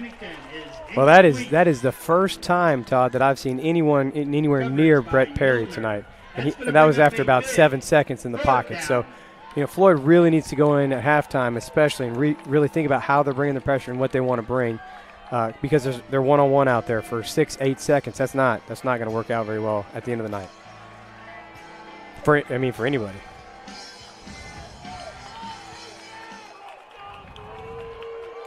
So Perry and company, with the clock stopped here, get reset. Sprinting out to the right, throwing long, well covered, and knocked away from Pennington. Unbelievable play over there. And that's Milner. Yeah, Milner was the young man who stumbled on the last touchdown, and Pennington walked in the end zone. He's kept his head up. He realized that stuff happens in life as a defensive back, and you got to keep making plays, and that's an unbelievable job by that young man. Perry again airing that out, though. Now we have a timeout. So let's take an opportunity to catch just a very quick break, and when we return, we'll have more second quarter action for you here on Glycod. Skyline for me is like my second home. So I started off at drive-through, and then the next thing I know, I was serving full-time. My favorite regulars are always the ones with the kids. We're just laughing, talking, catching up on whatever's going on in our lives. Sometimes when I'm working the drive-thru, I'll hear a specific voice, and I know exactly who it is. When they pull around, I'm so excited to see them, and they're just as happy to see me. Skyline is more than just a restaurant to me. It's a fun place to work, and it's a fun place to eat. You're tuned in to Southern Indiana High School football on Glycod.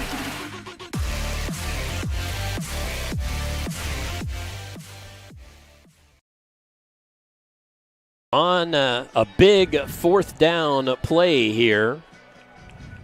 4th and 10, so well behind the chains.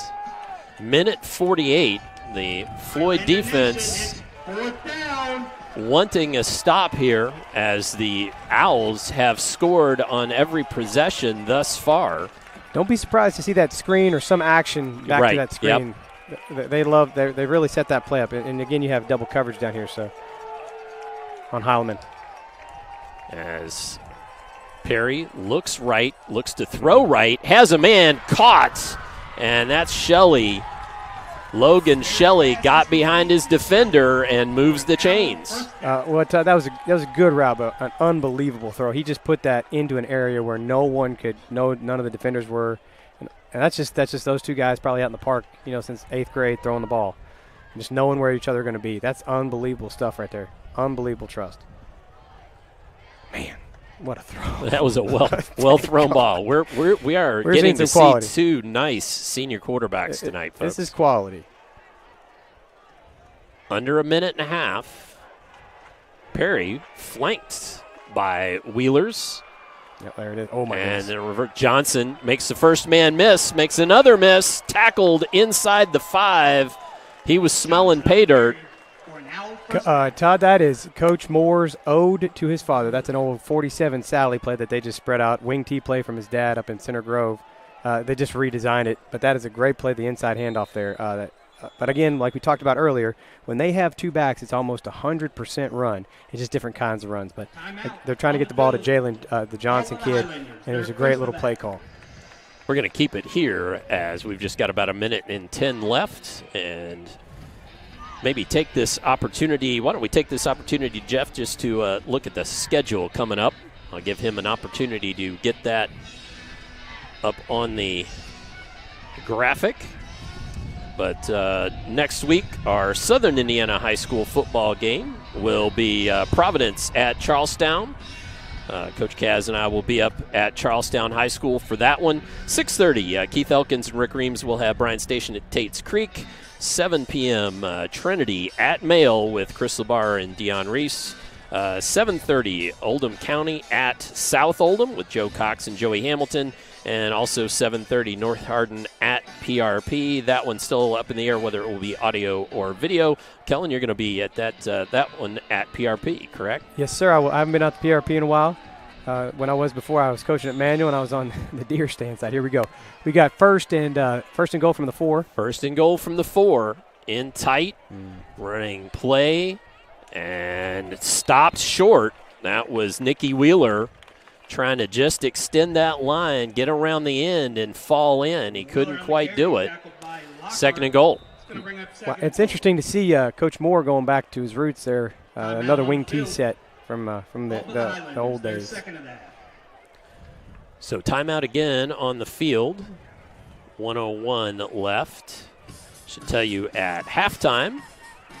I spent a few minutes here before the game talking to the band director at Floyd Central High School, Mr. Harold Yankee.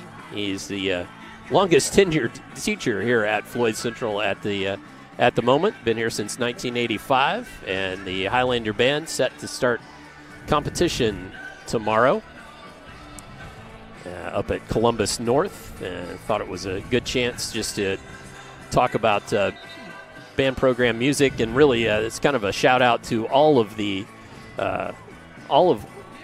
those that are around the high school football game. The dance team at Dazzlers, the cheerleaders, the band and guard, all the managers, everybody who's involved. Running up to the line, here are the Owls. Spreading things out, ball on the ground, and still scrambling for Floyd it. Central says they got Perry scrambling, but Floyd Central with the goal line stand, and there's still legs a-flying in there, and Floyd Central possessed that ball, and coming out of that was Wade Jacoby. Fumble recovered by the Highlanders. And Jacoby, wow, unbelievable, came out of there denying the Owls that score, and that goal line stand big for the Highlanders. Yeah, that's the first turnover that we've had tonight, and it's a big one. And if you think about it, Todd, how many times have we seen the Owls under center? So that's something that they don't do very often, and they may have just a little bit, not enough practice at it, and he might have jumped it just a little bit, try to pull away a little too quick. So on that change of possession, they are going to take a knee here if they can. If there's room for it, yeah, I sure wouldn't want to try to. No, they're going to try to get it out just a little bit, but. Robertson on the carry for so that's the first turnover of the game. Yeah, and the Owls are going to use their timeouts here. 40-second play clock. Timeout on the field called by the Owls. There's second of that. They have 2 remaining. 1 remaining now. I'm sorry. I looked at the wrong number on the scoreboard. Too many numbers down there. Too many numbers down there. Yeah, now that Floyd Central has a little bit of room, look for them to spread out and hand it to Bernardi. They have so much success there. I don't think they need to go into the kneel down formation again. I think they should just line up and hand it to him right up the middle like they've been doing. And, maybe potentially get a first round and break it here a little bit and get to the half and reset. Really, both teams need to reset a little bit on defense. Their offenses are in good shape, like we talked about earlier, what we expected. But, again, both teams need to reset and think about how they're going to attack the offenses here a little bit at halftime and see make some adjustments. Well, and Seymour will get the ball to start the second half. So, that was a huge turnover recovery there for Floyd Central because – the Owls could have gone back-to-back on the scores with them there and really had them behind the 8 ball.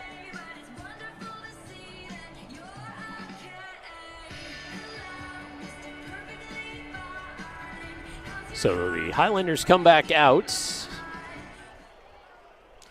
Harrett goes to the far side. Couple of wide receivers near. Tristan Robertson alone in the backfield.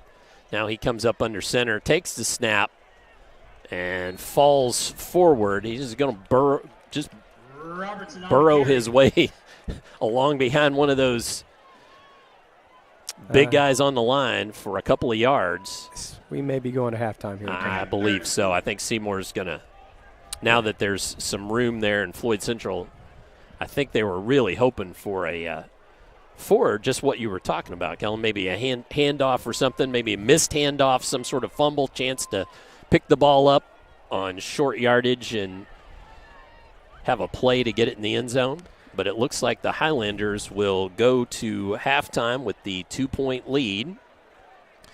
And when we come back, we'll briefly discuss our scoring for the first half. And then, like I said, we have a halftime interview as well. So at the end of one half of play, the Highlanders 20 and the Seymour Owls 18. We've got a good one here tonight, and so we want you to stay tuned. Come on back. Halftime show coming up here on Glycod. Vaccines help fight infections. When your child gets vaccinated, their immune system will remember the vaccine and attack the germ if it ever invades their body. Physicians suggest following the recommended vaccination schedule to provide your child with the best protection against serious diseases. The Clark County Health Department reminds you to stay up to date on your vaccines. For more information, please visit clarkhealth.net. Clark County Health Department. Prevent, promote, protect. Let's be honest. You don't see Grandma nearly enough. Which means the dead car battery you've spent the morning dealing with has robbed her of precious grandkid time. It's unfortunate, sure, but it's not like she's going to write you out of her will or anything. Right? When you need to be there, you need an Interstate. The car battery auto techs prefer. Come by Interstate Batteries, 1510 Production Road, Jeffersonville. You're busy, always on the go, and when your car needs repaired, you need it done right. At Call's Body Shop, you can make an estimate appointment to better serve you. Just call 812-949-5245 and schedule a time that fits your schedule. They're open Monday through Friday, 8 to 5, and are family-owned and operated. They've been serving Southern Indiana since 1954 at 2801 Mount Tabor Road in New Albany. It's your car, and you have a choice on your repair. Call's Body Shop. Can they fix it? Yes, they can. Dr. Carter's office, Annette speaking. How may I help you? Whether you're a new or long-time patient, you know that when you call Dr. Todd Carter, you'll be treated like family. For over 25 years, Dr. Carter's been providing quality dentistry for patients throughout Southern Indiana, from regular dental exams and cleaning to restorative and cosmetic procedures. Let their dedicated and established team take care of your family today. Call Dr. Todd Carter at 812-944-5155 or visit drtoddcarter.com. Drug use in adolescence or early adulthood can have a serious impact on a teen's life. Teenagers who use marijuana are more likely to have lower grades, even drop out of school. They may also suffer from impaired driving, higher levels of anxiety, and depression. We all want to see the youth in our community succeed. Regardless of your stance on marijuana, we can all agree that it's not right for teens. Paid for by Drug Free Communities and Our Place. Parents want to do what's best for their children. Teenagers love a party, and often alcohol is involved at those parties. While some people think that hosting those parties in their homes will keep their kids safe, it's wrong. And it's illegal to allow your teens and their friends to consume alcohol on your property. In fact, it's a felony. Parents who host lose the most. Don't be a party to underage drinking. Funding in part provided by the State of Indiana Division of Mental Health Services. For more information, go to ourplaceinc.org. What makes a credit union different or better? As a full-service credit union for the communities we serve, Centra offers competitive rates, online convenience, and a solid network of branches and ATMs. But we think we offer something more. They looked at me as a person, not a number. I would say it's always been a good, personable experience, whether it's over the phone or actually at a Centra location. And we don't just listen to our members. We deliver new services, better rates, and lower fees. Visit Centra.org to learn more. Tonight's halftime report is brought to you by Centra Credit Union for banking and financial services that are centered around you. Visit Centra.org. Halftime here at Ron Wiglub Stadium, Floyd Central High School, and we've got a good one here tonight, folks. A 2-point ball game between the Seymour Owls and the Floyd Central Highlanders. Let's just quickly run through some stats and some scoring, and then we'll talk to Kellen Barnes just to get his thoughts on the first half. 8 first downs in the first half for the Seymour Owls, 9 for the Highlanders, 5 penalties for 30 yards against the Highlanders, 1 for 5 against the Owls. Seymour scored first, 8:22 remaining in the first quarter. Rushing touchdown, Brett Perry from 5 yards out. The extra point was no good, making it 6-0 Owls. Floyd Central strikes next at 3:21 remaining in the first quarter. Rushing touchdown from Mitchell Bernardi from 5 yards out. Jones with the extra point, giving the Highlanders a 1-point lead, 7-6. 8 seconds left in the first quarter. Seymour strikes again. 22-yard pass play from Brett Perry to Cam Wheeler. 2-point conversion, no good. Made it 12-7. With 9:02 left in the second quarter, Floyd Central strikes again. Tristan Robertson from 10 yards out on the rushing touchdown. Jones with the extra point, making it 14-12. 8:13 remaining in the first half. Seymour strikes for a 43-yard pass play between Brett Perry and Jack Pennington, and no extra point on that one. Their extra point was no good, making it 18-14. And then Floyd Central scored with 3:20 left in the first half. with Robertson's pass to Harrett from 14 yards out. The extra point was no good, and that made it 20-18. Our halftime score, Floyd Central in the lead. The only turnover in the half coming right on the goal line for the Owls, and that gave the ball back to Floyd Central. Now, Kellen, your thoughts? Well, I want to start with Floyd Central because, we're coming into this game, when you watch film, Seymour's they're flashy and it's fun to watch, but when you turn on the film, you see the physicalness of Floyd Central, and they've definitely played a little bit tougher of a schedule here, having Plain St. Xavier from across the river. But I want to really call out the three in the inside offensive line. I want to call out 78, Justin Brown, Parker McCullough, the center, and Brady Crump, the left guard. Those guys have done an outstanding job in the first half of really being physical and dominating the inside and creating those running lanes for Bernardi on the inside. Now, for the Owls on the offensive side, it all revolves around Brett Perry, and he is an unbelievable player, and so is Jalen Johnson. But the running game has started to open up a little bit, and as soon as it opened up, Floyd Central kind of shut it down. So as we look at it, the Owls are really one-dimensional, which is fine, I think, with them. But at the same time, it allows Floyd to kind of get into some of their other things that they want to do on defense. They also need to look at how they're going to attack their offense with some pressure, so they get some pressure on Brett Perry. Finally, with the Seymour Owls defense, they really need to reevaluate how they're going to line up inside, because they are hanging Mr. Royer out on the inside as a nose guard. He has taken three guys on most plays, and it's very physical in there every play. And they're going to have to reevaluate, maybe slide a little bit and get a four-man front going to stop the running game of the Highlanders. All right, well, there is your first half recap. I should say that our scoreboard ticker presented by the Clark County Health Department. Are you up to date on your immunizations? For scheduling and more info, contact them at 812-282-7521. That's 812-282-7521. Well, we're going to step away here from some of our fantastic Glycod sponsors. When we come back, Mr. Harold Yankee, the band director here at Floyd Central High School, we're going to talk about music programs and just all those other things that go on a Friday night going along with the football game. So stay tuned for that. More on the halftime show here on Glycod. Makes a credit union different or better? As a full-service credit union for the communities we serve, Centra offers competitive rates, online convenience, and a solid network of branches and ATMs. But we think we offer something more. They looked at me as a person, not a number. I would say it's always been a good, personable experience, whether it's over the phone or actually at a Centra location. And we don't just listen to our members. We deliver new services, better rates, and lower fees. Visit Centra.org to learn more. I'm your cat, and ever since you brought me home that day, I've been plotting to destroy you. This is a billion years of tiger DNA just ready to pounce. And if you got the wrong home insurance coverage, you could be coughing up the cash for this. So get Allstate and be better protected from mayhem, like meow. Contact Floyd Snobs and Jeffersonville Allstate agent Packy Page for a quote today.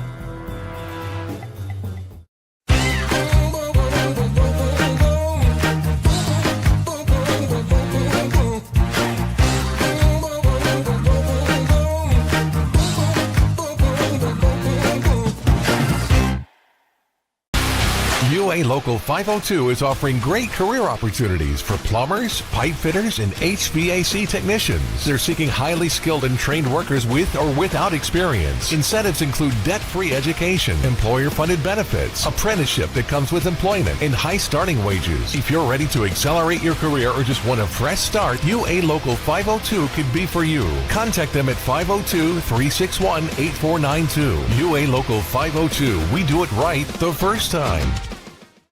Vaccines help fight infections. When your child gets vaccinated, their immune system will remember the vaccine and attack the germ if it ever invades their body. Physicians suggest following the recommended vaccination schedule to provide your child with the best protection against serious diseases. The Clark County Health Department reminds you to stay up to date on your vaccines. For more information, please visit clarkhealth.net. Clark County Health Department. Prevent, promote, protect.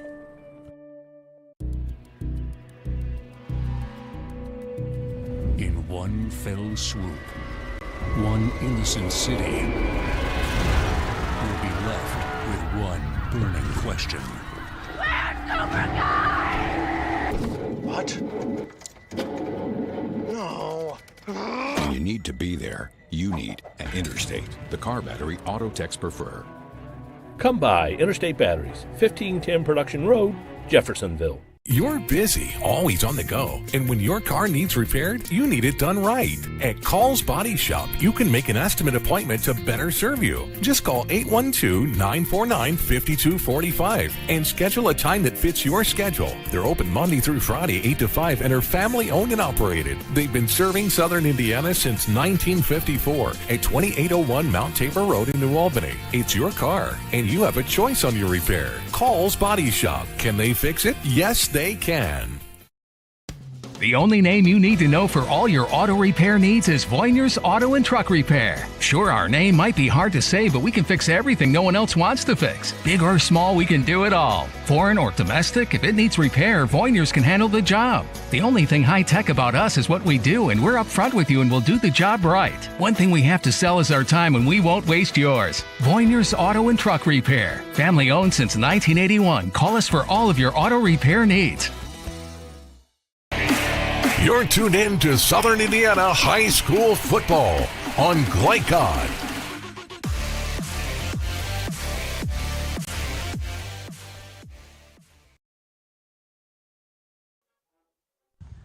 Halftime here at Floyd Central as the Floyd Central Highlanders host the Seymour Owls. I'm here with Mr. Harold Yankee, the band director of the Floyd Central Highlander Band and Emerald Guard.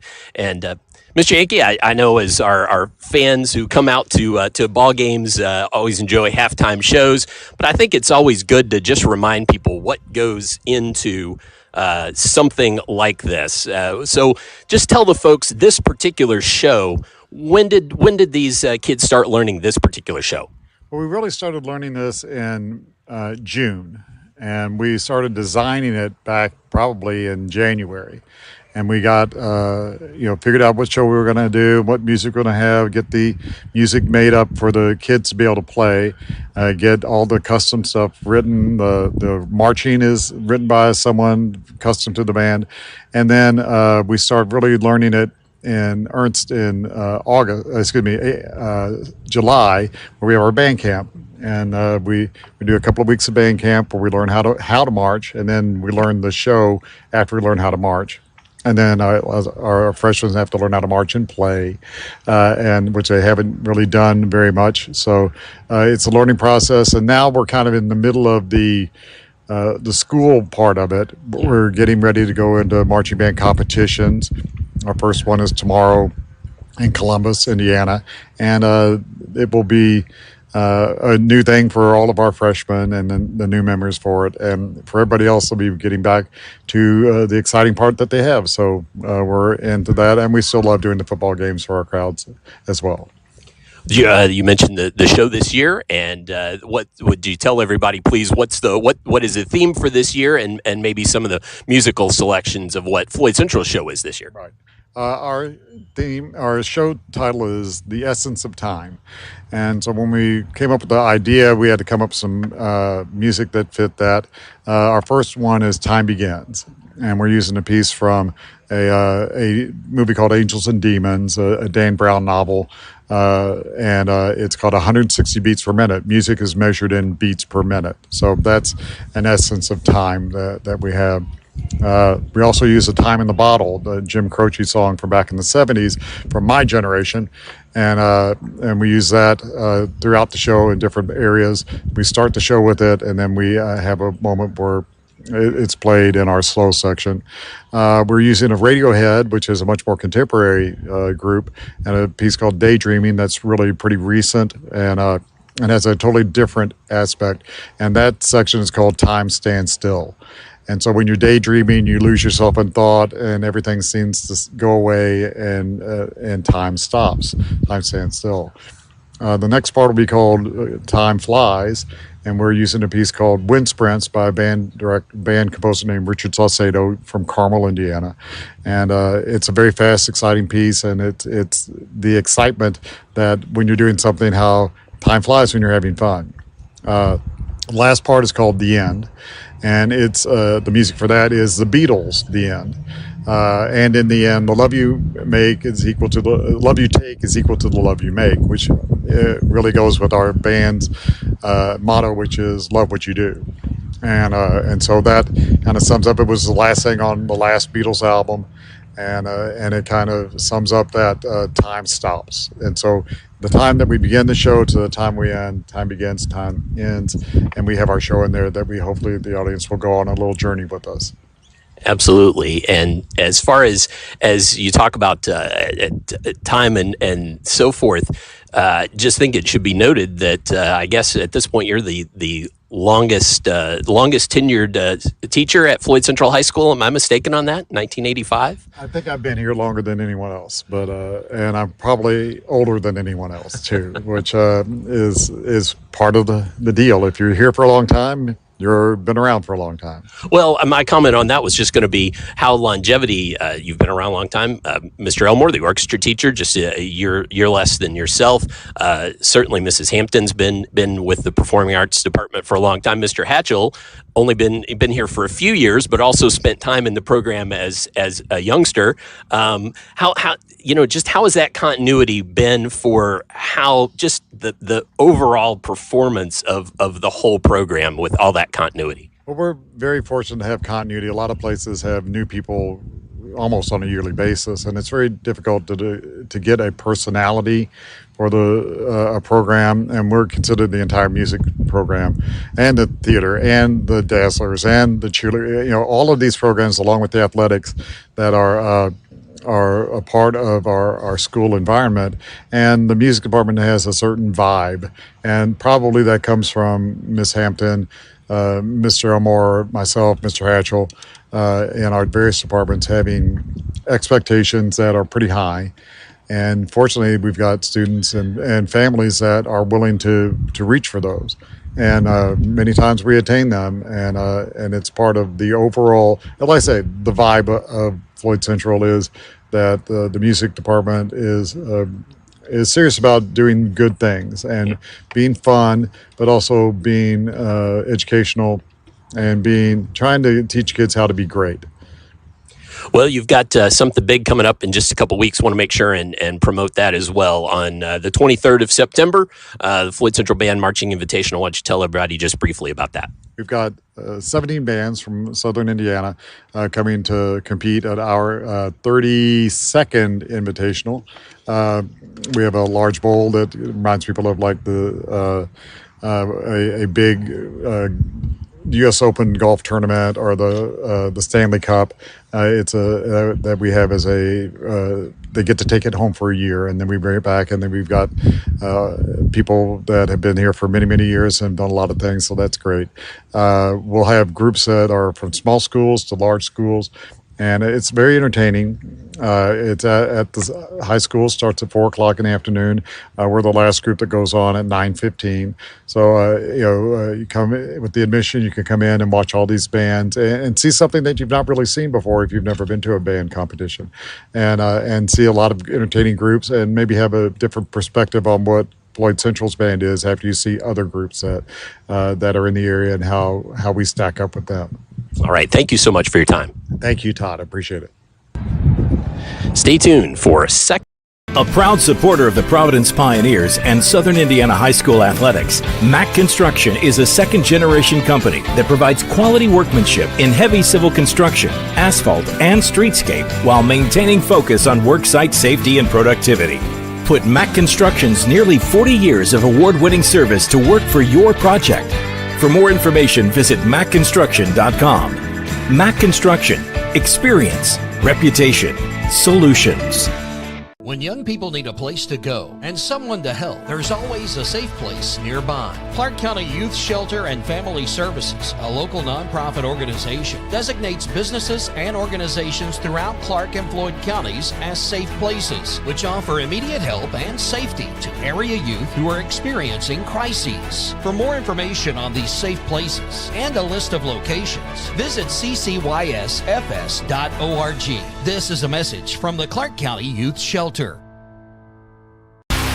UA Local 502 is offering great career opportunities for plumbers, pipe fitters, and HVAC technicians. They're seeking highly skilled and trained workers with or without experience. Incentives include debt-free education, employer-funded benefits, apprenticeship that comes with employment, and high starting wages. If you're ready to accelerate your career or just want a fresh start, UA Local 502 could be for you. Contact them at 502-361-8492. UA Local 502. We do it right the first time. With a wide range of products including video surveillance, door access, fire alarm monitoring, or burglar alarms, Northside Security ensures top service at an affordable price.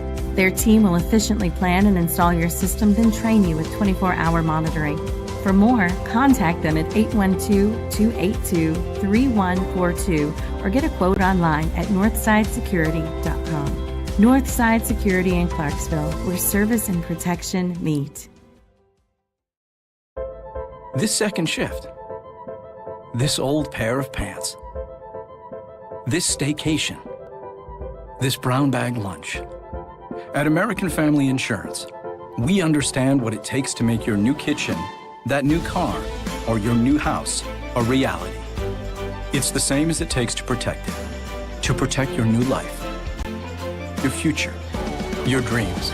Yes, I'm a dreamer. When it comes to medical imaging, you have a choice. Choose Priority Radiology in New Albany for convenient quality services like CT, MRI, X-ray, ultrasound, mammography, and more.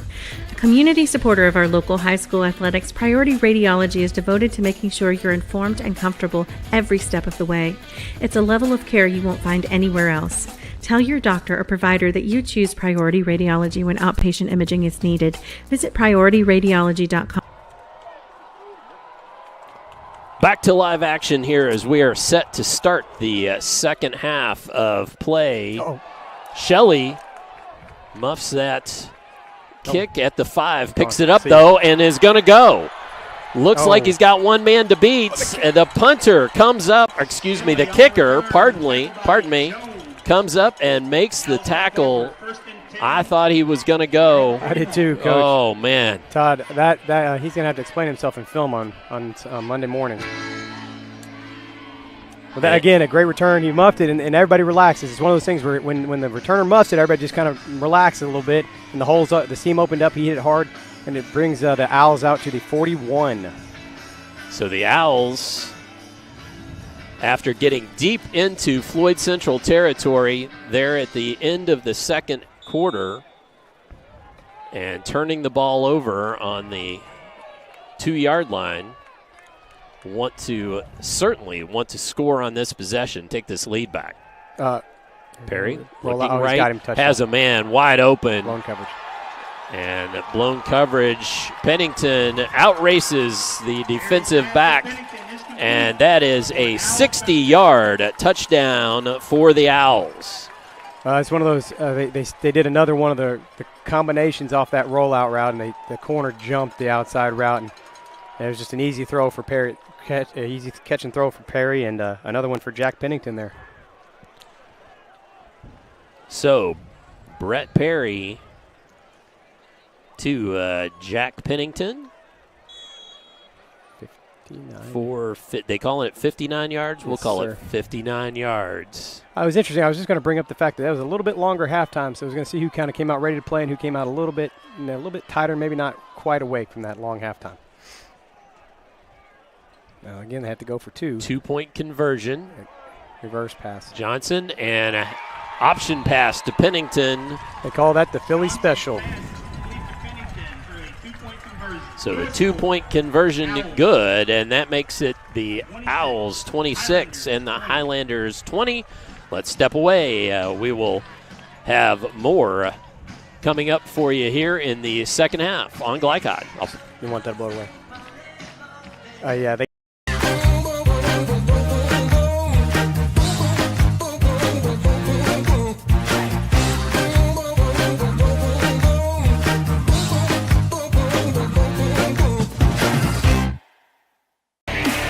You're tuned in to Southern Indiana High School football on Glycod.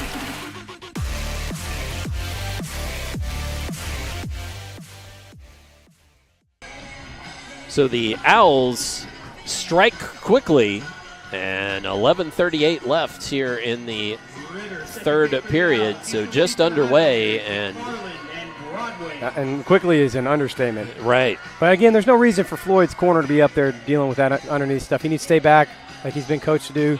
He just got a little too aggressive. He thought he was going to make a big play, and then he gets a big plate over his head. They've already been over here on the sideline coaching him up pretty good. So I expect he'll come back and he'll make another big play later on in the game.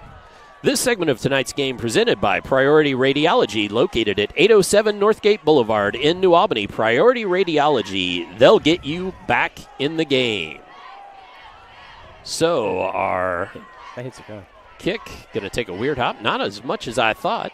So the up back grabbed it and fell forward to about the 38. So the Highlanders will start in pretty good field possession. Sebastian Robertson, younger brother of Tristan. I will say the kicking games are definitely going to make a difference. I don't know how many punts we're going to see tonight. Yeah. But the kickoff and kickoff returns are definitely going to make it. Somebody's going to make a play in one of those two things, in one of those two areas. So 1st and 10 for the Highlanders. See, they have this wide formation with the two tight ends. It's a power sweep. Power sweep. And what a run. That's Kaiser. So Kaiser for the first down. Again, from the first half, Seymour's so set up inside to get that inside run, and now they're getting hit on the edges and off the tackles and outside. You know, Floyd Central's got him set up 6 ways from Sunday. Kelly checks in the ball game.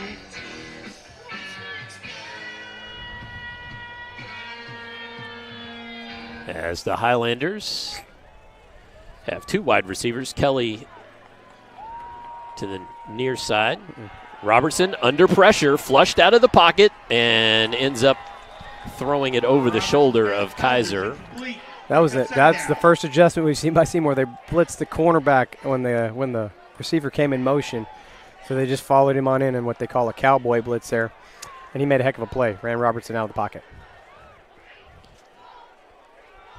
So that was only I'm really thinking only about the second or third time that they've gotten some serious pressure against Robertson. But that was serious pressure because they could have caught him for a big sack and loss. Again, though, they're throwing on first down when they've been running on first down. Back to it. Oh, wow. Going to throw it, and out to Kaiser again. Pushes a man off, has the first down and more inside the 30, all the way down to the 26-yard line. Again, another example of Floyd Central's physicality. You know, Seymour's having trouble tackling them on the edges because they won't put their body on. They won't put their body on body. You got to put the body on them, wrap their arms around them, and grab cloth. You got to be physical in this game. Kaiser was a hero a couple weeks ago up at Bedford North Lawrence against Terre Haute South, catching the game-winning touchdown. Handoff inside. Bernardi piles forward. It's going to be near the first down marker. I think he's going to be just short, but that was a That was a heck of a run. Yeah, it was a heck of a run. A great second effort. Well, it's a little demoralizing, and I'm doing some old coaching things, but I'm watching the edges, and you're seeing some Seymour guys not chase after the ball because they don't want to deal with that. So, you know, they're starting to get worn out here a little bit by Bernardi. He's wearing them down. You know, this is going to be a heck of a shootout here. We're going to see what happens. Handoff, Bernardi again. This time stood up, but then just pushed forward. He ran. Curtis Burke, I thought, had him stopped, and he ripped himself free and fell forward.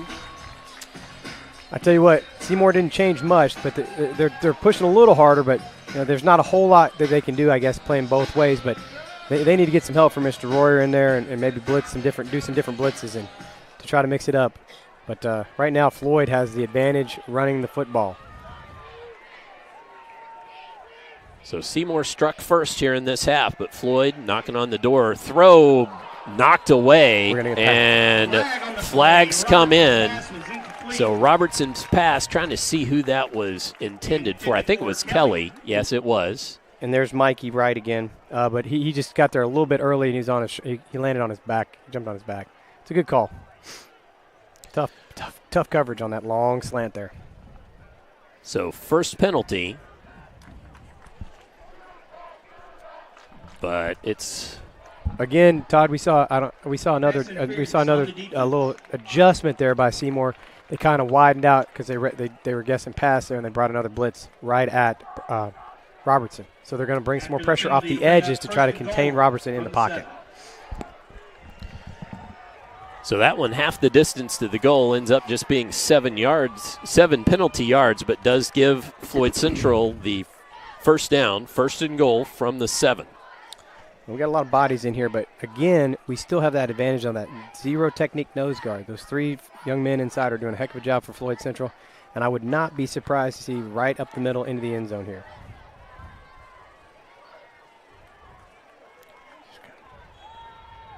So Robertson with Bernardi behind him. 3 wide receivers left. Robertson looks to throw.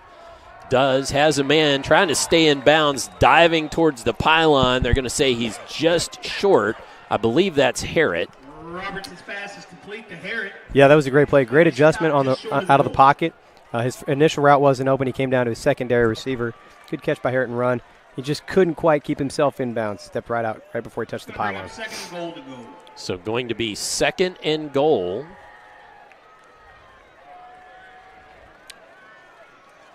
Handoff. Bernardi powers his way in from the 2-yard line. So the Highlanders score again, making it 26-all. And let's see if those special teams from the Highlanders, if they want to go for 2 here, or if they're going to, nope, Cole Jones already out there. The all-important extra point, yes. Again, Seymour's outmanned in there. They have 3 defensive linemen versus 5 offensive linemen, and then you're trying to get linebackers to stand up against offense. It's just they're outmatched in there, and they're not going to be able to stop them on the short yardage. So Jones to see if he can knock it through. His last one was no good, and ball pops up in the air. Stead. You can't return it. And that is no good, but there is a flag on the play. I think somebody from on the right side jumped. Yeah, he was lined up offsides. Okay, so we're going to get to do it again. But, you know, Todd, we're looking at these operations, and I know it's a mundane thing. It seems so mundane, but the operation speed of both teams needs to increase, and we got to get some more practice with these snaps and holds so that we can get the kicker time to kick it through the uprights. Oh, they are going. They're going to go for 2 because of that penalty. Yep. So that was the second penalty, only for a yard, but it's half the distance. So we're going to point up. But we have they have that advantage on the inside with the number of linemen. Again, look, Seymour's only got 3 defensive linemen out here, and they're going to try to stop them with linebackers and other things. I imagine you're going to see it right up the middle. See how much push the Owls can get up the middle and how much push the Highlanders can get in that same spot. Bernardi picks his hole and falls into the end zone for the 2-point conversion. So that will make it to the Floyd Central Highlanders 28 and the Seymour Owls 26. Come on back. We'll have more third quarter action for you here on Glycod. That's going to happen over and over and over again. Yep. They're never going to stop them with 3 defensive. Busy, always on the go. And when your car needs repaired, you need it done right. At Call's Body Shop, you can make an estimate appointment to better serve you. Just call 812-949-5245 and schedule a time that fits your schedule. They're open Monday through Friday, 8 to 5, and are family owned and operated. They've been serving Southern Indiana since 1954 at 2801 Mount Tabor Road in New Albany. It's your car, and you have a choice on your repair. Call's Body Shop. Can they fix it? Yes, they can. You're tuned in to Southern Indiana High School football on Glycod.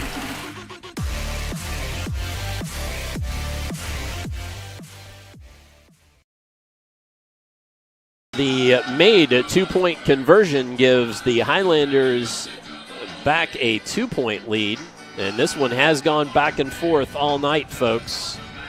We said early on that it could be whoever has the ball last. Jones set to kick for the Highlanders. So Jones will kick it away and see what the Owls can do back on offense. Yeah, we're going to have to see if onside.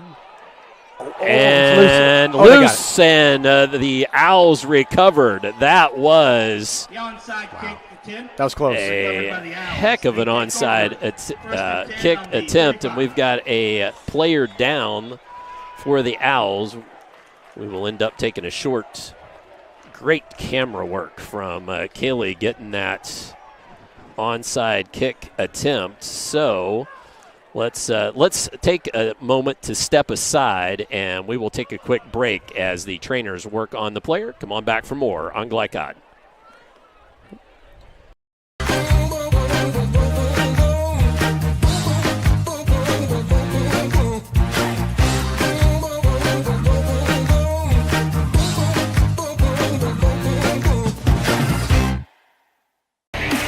You're tuned in to Southern Indiana High School football on Glycod.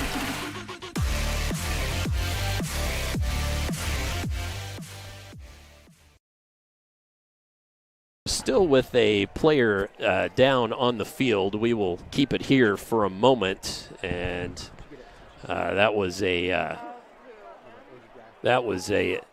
heck of an onside kick attempt, and really a great job by Seymour to recover, and now player leaving the field. See if we can figure out who that is. It's Brock. Jackson Brock. It is Jackson Brock, yep. You know, he just had to catch his breath there. I'm sure the whole kicking team landed on him. Yeah, that's exactly what happened.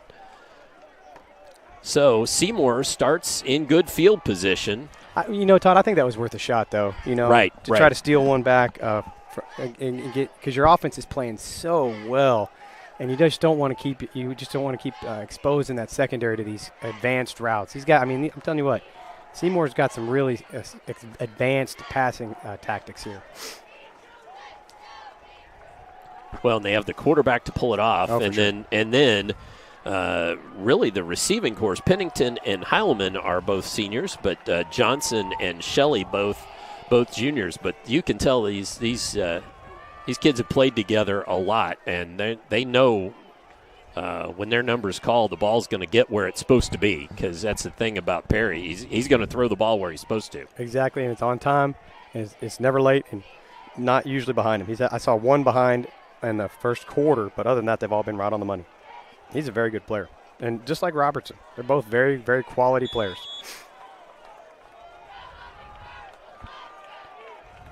So in that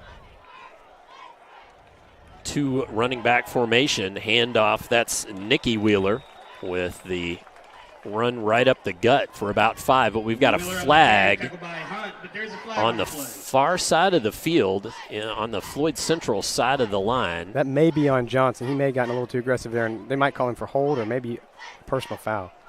So if they throw him to the ground, it's always going to be a hold. But Floyd's adjustment here is they're going to play man underneath and a two high safety, so you're going to see him a lot more running out of Seymour. Again, a two-back set, almost 100% run. So the striped shirts all talking about it. We're waiting to see what the man in the white hat has to say. Hold against Floyd Central. Wow. I guess he threw him to the ground. I guess. Wow. So hold against Floyd Central. First penalty Holding on the defense. of the 10-yard variety for. It's a unique call on running play from a defensive back, because he wasn't going out for a route. He was getting blocked, and so I'm not sure how that one got called. Well, be real honest with you, I was trying to read body language, and I thought as I was looking at the body language of the Owl the Owl wide receiver, that he was maybe guilty. And so I was a little surprised when that went against Floyd Central, just because of the body language there. It was definitely a scrap out there. That's why I said personal foul, because they were kind of getting after it a little bit. You go against the same guy all night, you eventually want to shove him in the chest a little bit. Johnson in motion. Now, Harry, screen pass. And to Wheeler, he's pushed out of bounds. Again, though, you have those two high safeties. So they're emptying out they're clearing out the box with all those man coverage and the two high safeties. and you're going to get screen passes, and you're going to get the running game. So, again, Floyd's is going to force Seymour to try to run the ball and to beat him instead of throwing it. Bring up 2nd and 1. So it's going to be 2nd and 1. Thought that was going to be a first down there for a moment. The chain gang faked me out. They'll do that from time to time. Here we go, run. Man in motion. Hand off. And tackled in space there was Shelley. Did you see who that was? Tackle for a loss by Milner. Milner with another big play. But, you got to be careful standing up over them. Those referees are taught to throw that flag pretty quick. Just run back to your side, celebrate with your guys. But another outstanding play in space because they got those two safeties sitting high. They can see that run. He can fly up there as soon as he sees the run. Shelley's got to plant his foot and get up the field on that jet sweep.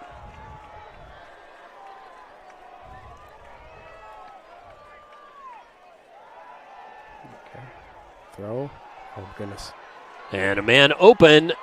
Ball caught by Kyle Heilman inside the 5-yard line. I mean, that's a good play. It's a great throw by Perry. Great play by Heilman. But, Floyd Central's got a safety right there. He's got to get back there. He's got to get back there, do his job, break that pass up. But, again, Perry's on the money. Perry was on the money, absolutely. Heilman made a great catch in traffic. So, 1st and goal.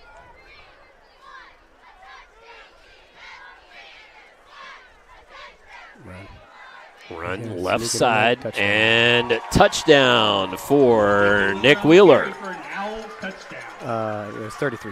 Cam Wheeler. Was it Cam? No, he said Nick. Is it? I'm sorry. Are they 23 and 20? I thought it was 33. It might have been 33. It probably was. I see him going off. I was just listening to public address announcer. I apologize.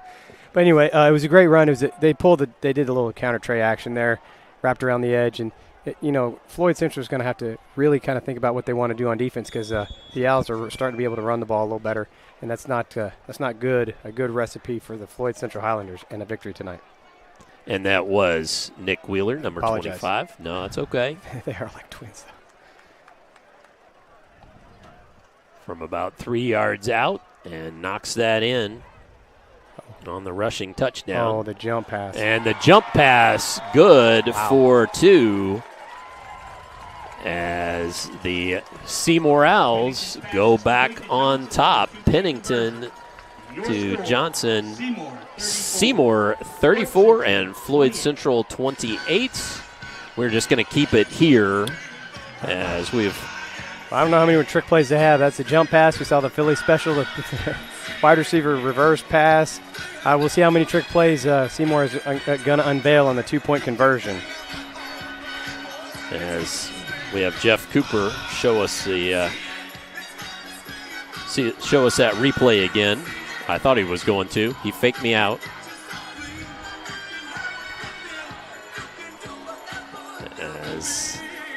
Perry did a good job selling it right there. He walks out. You think you're going to get like a wildcat there, and then he just pops it over the top. It's a great deal. It's really hard it's almost impossible to stop. But again, that's 2 trick plays in a row that they've had to unveil to get their 2-point conversion. Well, here we go again, Todd. We have, Floyd Central needing to score here, so I think they're going to go back to the bell, Cal Bernardi for a little bit, and then maybe some play action pass with Robertson. Sound good? Ritter set the kick for the Owls. Deep receive for the Highlanders. Broadway and McFarland.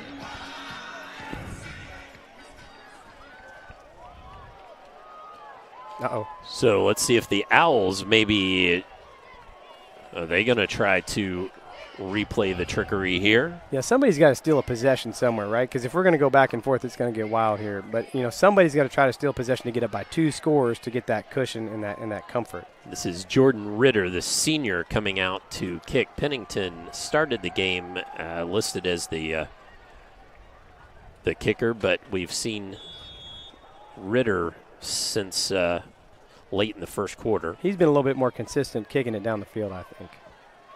And also, I think they want to get Pennington maybe just one play to breathe.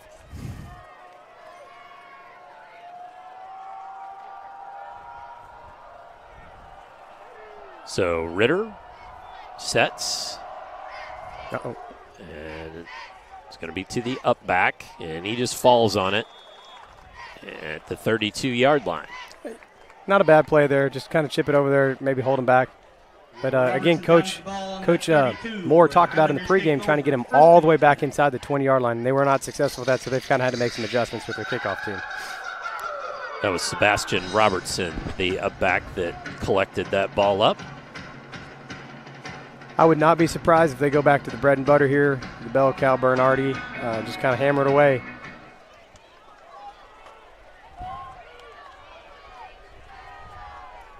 Robertson with 3 wide receivers to his right, 1 to his left. Going to throw to one of those. Caught and out of bounds there. That's David Pennington. David Pennington's been popular on that little short out route coming out, the little quick out off the play action. It's a nice starter. And also it sucks all those linebackers in, and just an easy throw to get Robertson back into the game.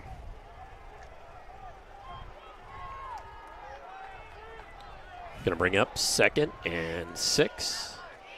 Or we'll call it a long 5, maybe. And here comes pressure. Robertson escapes, throws it down the field. Oh, man. And Kaiser trying to come back. Robertson's pass is intended for Kaiser. You know what, Todd? That's the first time the center's been beaten by Royer all night long, and they got immediate pressure. But Robertson was good enough and composed enough to get out of the pocket and throw it away. I really, truly believed he was dead to rights for sure, and pulled himself free and ended up throwing the incomplete pass to live another down here.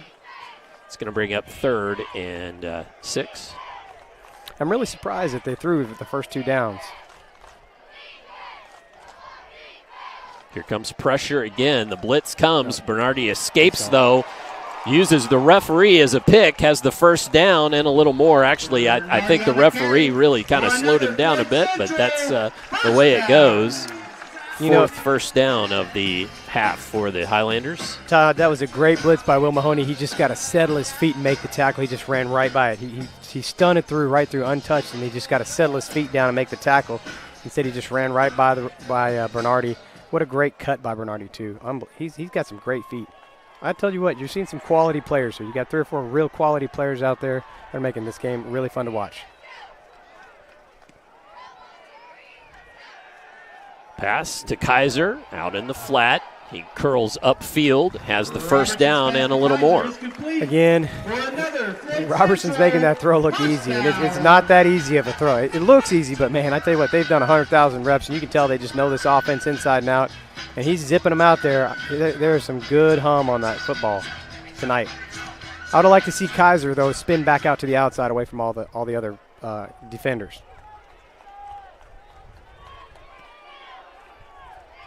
Ball on the 36-yard line of the Owls. Man in motion, and flag on the play. As soon as Kelly went in motion, the whistle blew. That's going to go against the Highlanders. False start. So false start, 5-yard penalty. I don't know. I didn't see any obvious movement there, so I'm sure it was a wide receiver out there. They get a little jittery all the way over there on the other sideline, the visitor sideline.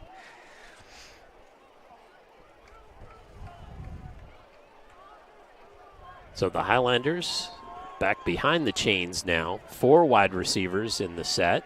Bernardi in the backfield with Robertson. Handoff. Bernardi makes the first line miss. Carries it forward to about the 35-yard line. That gets them back to their home base. It reestablishes that power, that physicalness inside. So it's going to bring up 2nd and 9. Yeah, they don't want to get too far away from that.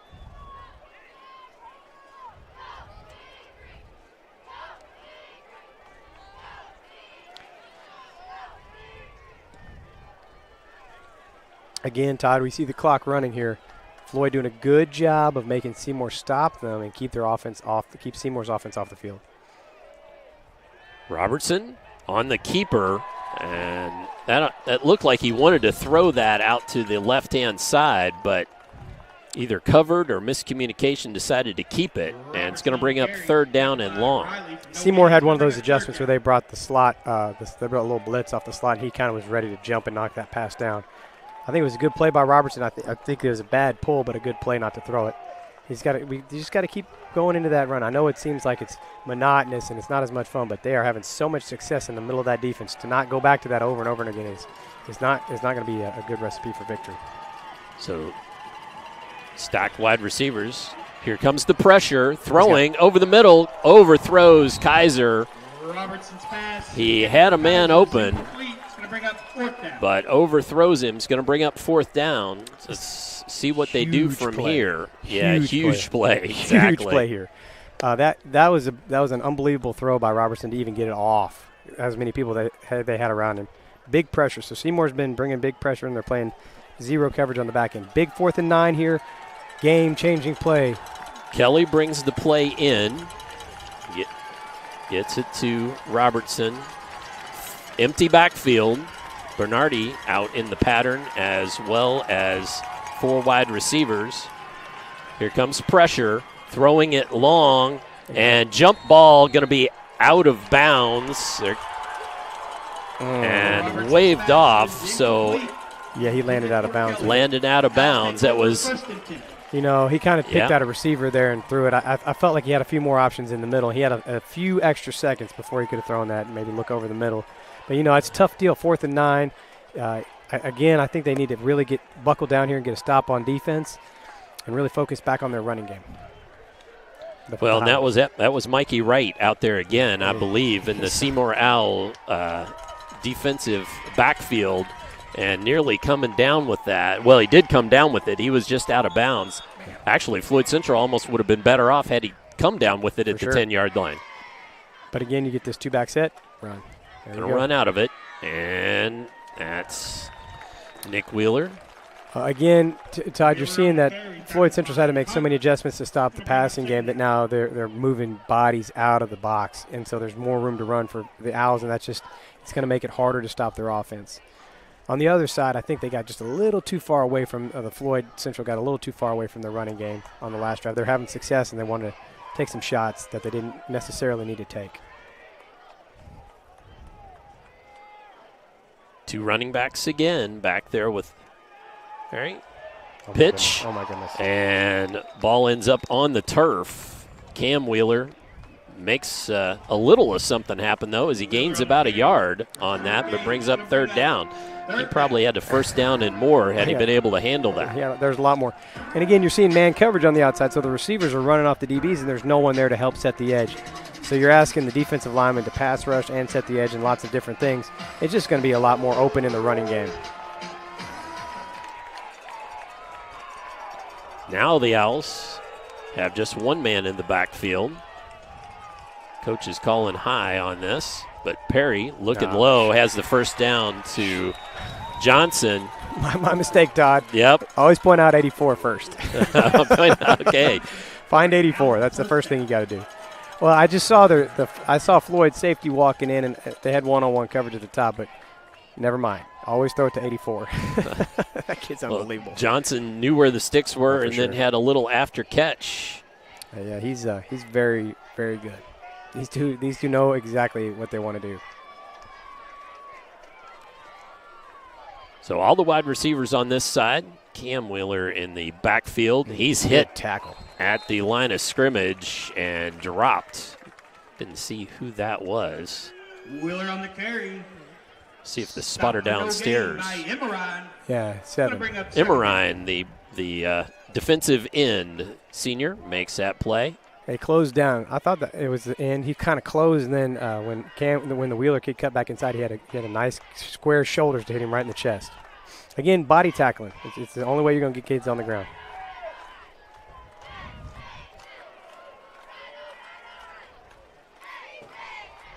Perry rolls right, throws, has a man. That's Shelley, and he's tackled out in space for about a 5-yard gain. Todd, how many times have we seen anybody in yellow really close to Perry? Not very often. Not very often. Well, and that's the thing. The Seymour offense does things to keep him moving and keep the defense guessing, where it makes it tough to put pressure on him. But there's a lot of times he's just kind of dropping back, and they're not getting there until 5, 6, 7 seconds. But he's an awesome player, and he's putting the ball right on the money. So 3rd down. Slant and caught for the first down. That's Kyle Heilman. That's tough to swallow. That's just an outstanding throw. That was very good coverage. I would even say outstanding coverage, because you had a linebacker underneath and a defensive back over the top, and he squeezed it in there. Well covered, but very well covered. He squeezed that one in there. Great play. Man, it's good. Floyd is doing just about everything they can to stop the passing game. They're really trying to bait Seymour into running it, which they have quite a bit. But they need a turnover in a bad way. Perry gets Shelley in motion, who resets. Now Perry looking to run it, and he's tackled and brought down hard there at the line of scrimmage, or just behind. Yeah, I don't think he needs to take those kind of hits. If I'm that, I'm just going to keep throwing the ball and doing what I've been doing. I don't want him running the ball and getting in there with all those big guys, because that was a real big hit. So going to make it 2nd and 11 with that loss of 1. Cam Wheeler checks in from the sideline, brings the play in.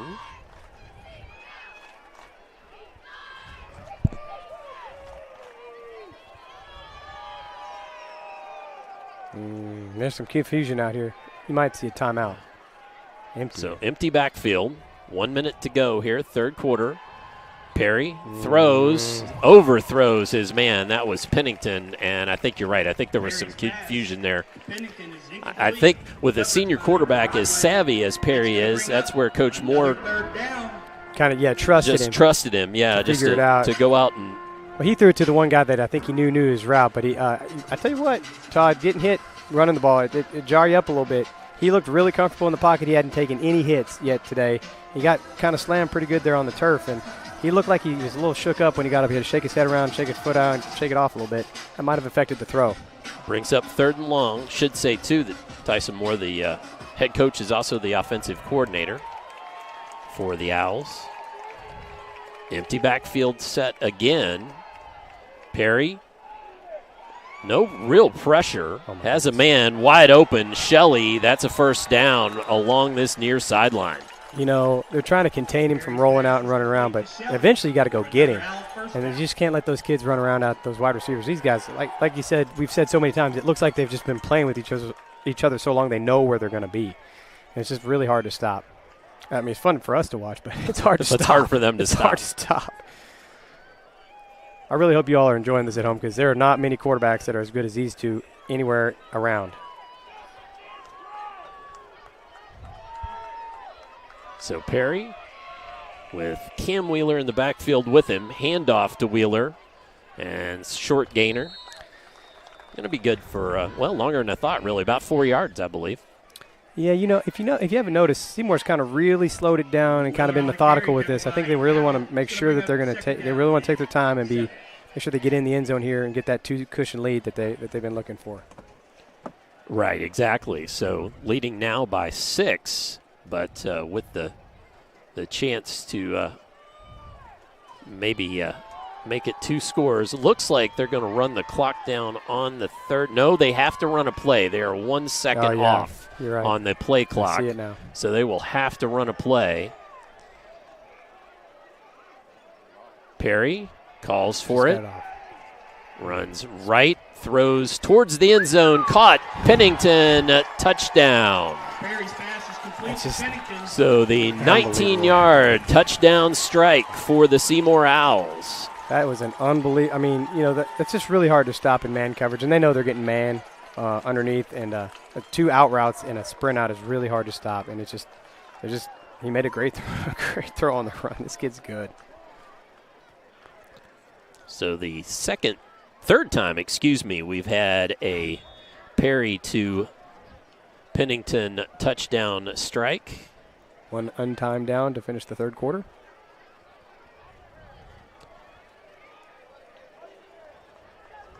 Seymour's going to go for it again. Let's see if they run another trick play. Looks like it. Pennington, excuse me, wait. just going to score, and that was intercepted. Well, that keeps the Highlanders in it, Todd. It really does. That's the one that they needed to stop there, and that was by far Pennington's worst throw of the night. All right, well, that does it for 3. We've got a fourth quarter upcoming, so stay tuned for more here on Glycod. Makes a credit union different or better? As a full-service credit union for the communities we serve, Centra offers competitive rates, online convenience, and a solid network of branches and ATMs. But we think we offer something more. They looked at me as a person, not a number. I would say it's always been a good personable experience, whether it's over the phone or actually at a Centra location. And we don't just listen to our members. We deliver new services, better rates, and lower fees. Visit Centra.org to learn more. Dr. Carter's office, Annette speaking. How may I help you? Whether you're a new or long-time patient, you know that when you call Dr. Todd Carter, you'll be treated like family. For over 25 years, Dr. Carter's been providing quality dentistry for patients throughout southern Indiana, from regular dental exams and cleaning to restorative and cosmetic procedures. Let their dedicated and established team take care of your family today. Call Dr. Todd Carter at 812-944-5155 or visit drtoddcarter.com. You're tuned in to Southern Indiana High School football on Glycod.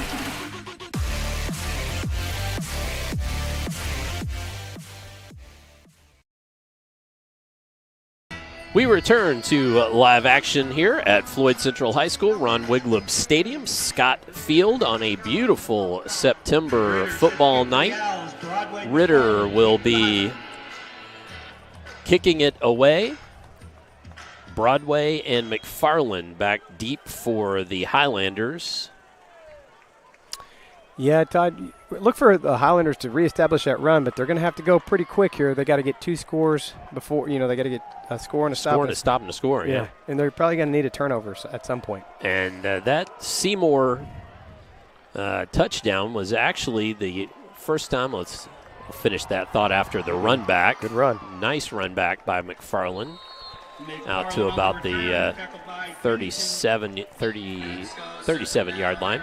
What I was going to say is that Seymour touchdown, the first time all night that we've had the same team score two scores in a row. Yeah.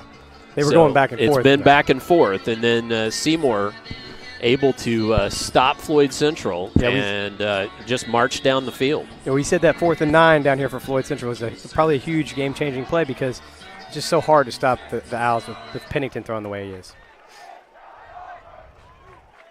Let's see how Floyd responds. Though they got some older guys. Oh, that's a good throw. Nice throw to Kaiser. First down and more.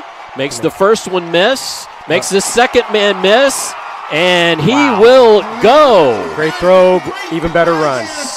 62-yard touchdown strike. Talk about a response. That's a response for you. That'll get the home fans fired up. Just 20 seconds gone here in the 4th period. Wow. We're looking at 75 points. No flags. No flags. Like I said, great throw into off coverage by Seymour. Way too soft, and then and Kaiser with an outstanding physical run. Jeff Cooper telling me 4 missed tackles was the it looked like it. Count on that. So let's see if Jones can knock through the extra point. And he does. Good job. We both waited that time. I waited that time, absolutely. So it's now a 5-point game, back to a 1-score game, as that makes it 40-35. And I know it's early, but we'll go ahead and take a break. Stay tuned for more 4th quarter action here on Glycod. Is what excellence in construction looks like. It's a startup company that launched in 1980 under the leadership of a husband and wife team who had a vision for growing something great, the American dream. It's 2 sons who have worked hard and earned the opportunity to carry on the legacy from the ground up. It's nearly 300 employees with common culture and commitment to construction. Some of the region's most visible and ambitious projects with the same heart, passion, and drive. It's our experience, our innovation, our reputation, and core values that set us apart. Mack Construction. This is what excellence looks like.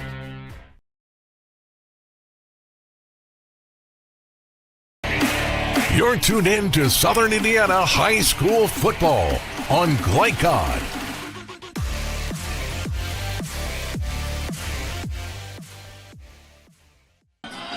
So the Highlanders will be kicking the ball back to Seymour after that quick strike of 62 yards. First play from scrimmage for the Highlanders in this fourth quarter. So they answered the two Seymour scores with a score of their own. Now it's going to be up to the defense. Well, I should say the special teams got to get the man on the turf, but they do finally at about the 32. Nice run back there. I think that's Cam Wheeler, I believe. It was. We're going to see who can make a stop. Somebody's got to get a turnover. Somebody's got to make a stop at some point. We have 75 points here through just barely three quarters. There's a little bit, 3/4 and plus a little bit. So we're going to see who can, toughen up, bow their neck here and make a few stops. Maybe strip a ball. We got to get a turnover here. Somebody's got to stop one of these offenses. So as Seymour with Brett Perry back in that shotgun comes out. Shelley in motion. Handoff inside. That was one of the Wheelers. I think it was Cam that was back out there again. I believe it was. Yep. Yeah, and again, they're getting they're opening up gaps because of the man coverage on the outside. So we're pulling more people out, and there's more gaps inside to run the football, which is a smart play. And it also slows the game down a little bit and allows Seymour to keep that cushion that they have with the 2-score lead. It's going to be up to Floyd Central to see if they can make a stop. 2nd and 5. Shelley in motion again. He's got it. Pitch. Like an RPO. There's the pitch. And pushed out of bounds. Kaiser came up from that safety position. Yeah, Kaiser hit Shelley hard last time, and Shelley kind of turned that one down a little bit. He's got to plant his foot and get north. He's running sideways a lot. He's got to get up the field. Kind of turn that one down. Kaiser, I would too. Kaiser hit him real hard last time. On 3rd down, big Isaac Hunt checks out for the Highlanders. Well, Todd, I think we're going to put it in 13's hands here. Yeah, I would think so. I think they have all night at 3rd and 6. They're going to let him. I would too, honestly. Sprint out. We're probably going to see that sprint out again.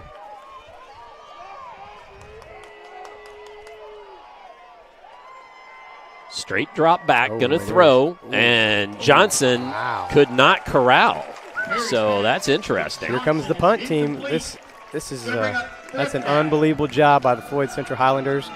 Not a great throw there by Perry. He didn't quite set his feet. Maybe a little too cocky back there in the backfield. But again, great pressure on him, great coverage on Johnson, and here we go. They got their stop. Pennington is listed as the punter. He's there. And now you got to be wary. He goes back. There's some traffic direction going on as they don't punt very much, so they forget. No, so the team didn't. Yeah. High snap, but Pennington does get it away. Nice punt over McFarland's head. And my thought would be for him to stay away. Yeah, I don't know. I'm not sure why he was chasing that. It's always like a magnet for kids. Like, just run the other way. But that's just me. I'm not a coach.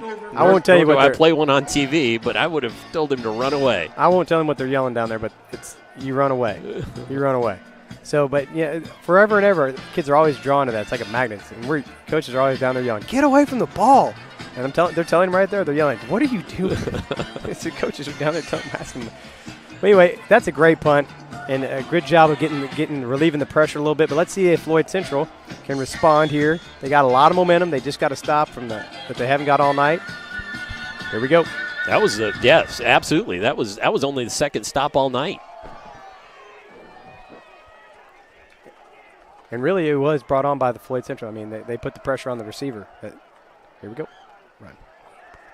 Bernardi, no, thrown and out and caught. Good catch. Hauled in. Was that Pennington is Harry? complete. No, Pennington. David Yeah. Pennington out there. Yeah, 14. He just bobbled it just a little bit, and he cradled it and fell down to make sure he got the catch. But, man, if he had just caught it clean, he had a lot of running room. But was positive yards. Brings up second and about 4. Again, I think, Floyd's doing a good job throwing the ball, and they're using the fake of the play action, but they need to stick with this running game because with 10 minutes left, they could take a lot of time off this clock, punch it in there, and maybe that'd be the coup de grace. Oh, mishandled snap, but into the hands of Bernardi. That was enough, though. First time he's been caught for a loss all night long. Yeah, that was just mishandled snap, and those kind of things happen from time to time, but you just don't want it to happen down here on the 15-yard line. Right. So we're going to be looking at probably a pass here. Maybe they go back to that the slant that they just scored on. I mean, Kaiser, man, he's like a heck of a night. Yeah, Kaiser, I know last week we had Floyd Central for our Southern Indiana Glycod game and had several of those curls that Kaiser kind of knew right where the sticks were. He's on the near sideline here. 3 wideouts to the far side. Here comes some pressure, but caught out on the far sideline. It's going to be just short of the first down marker. It's going to come to the 20. I think that was Pennington again on the catch. I know they don't want to give him the ball back, but it's going to be – I think you really got to think about punting here. Oh, they're going to go for it. Oh, this is conference play coming into – it's a big conference game. We're looking at maybe a potential conference championship winning play here. They're going fast. Here we go. Floyd looks to go fast. They're going to just muscle the ball forward, and this time no flag. It was really the same play as they tried on the goal line, but this time good for the first down. Todd, as long as you don't put your hands on him, so they kind of like they went in and blocked. They didn't. Right. They don't put their hands on the back of the runner. You're good to go. So Highlander first down. Big chance there for the Seymour Owls to get the ball back in great field position. Were you a little nervous there? A little bit. I got a little nervous. Well, here's the thing. We're talking about a shootout, and so you got to keep going. Got to keep going, right?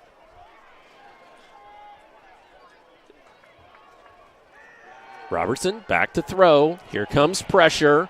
He tucks. He runs. And takes a big hit at about the 28-yard line. I love those quarterbacks. Yeah. Get down. I think Coach Bragg would have liked him to slide there. Get down, son. We need you. But again, great job avoiding the pressure, making a play out of nothing. Still a 7-yard gain. Yeah, he's a winner.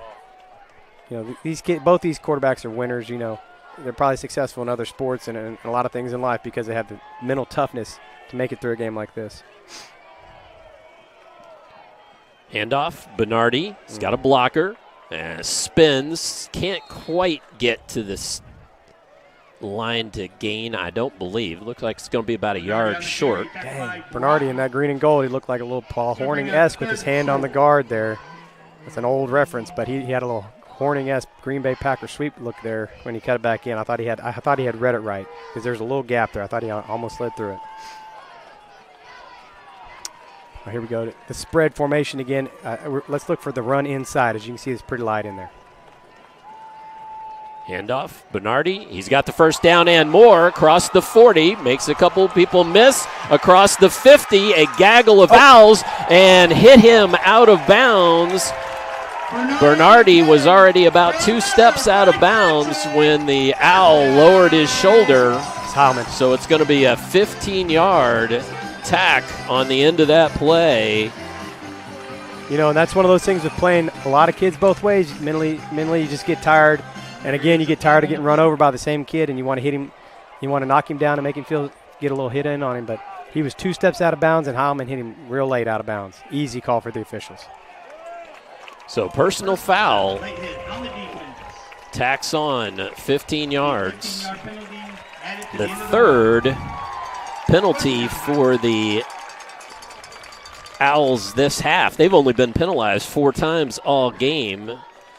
The first 2 this half were all half the distance, so it was only 8 yards total, but this one went for 15, and That's a biggie for the Owls. The Highlanders now deep into the Owls territory.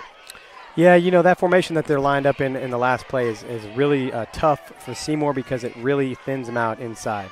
And don't be surprised to see Floyd Central go back to that over and over. Here's go play action. Touchdown. Robertson has a man in the end zone. Touchdown.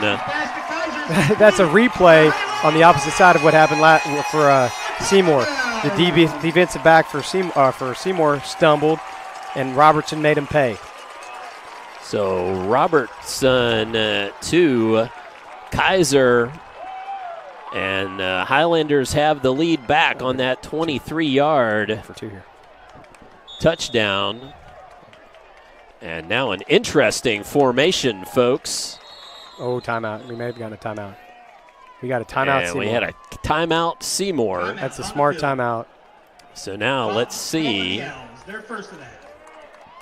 if the Highlanders come back out with that same play or another. Let's step away. We'll be right back for more fourth quarter on Glycott. We've always gone to Skyline. As soon as we get there, the girls run to make sure that we can get the counter. It's kind of neat for the kids to sit there and watch their food being made. It's like right in front of you, showing kind of like how it's actually done. It's awesome because it's a Skyline thing. Very, very, very awesome. Where else can you go and play and entertain yourself and eat, you know? Nobody has a counter like Skyline. It's just the best. You're tuned in to Southern Indiana High School football on Glycod.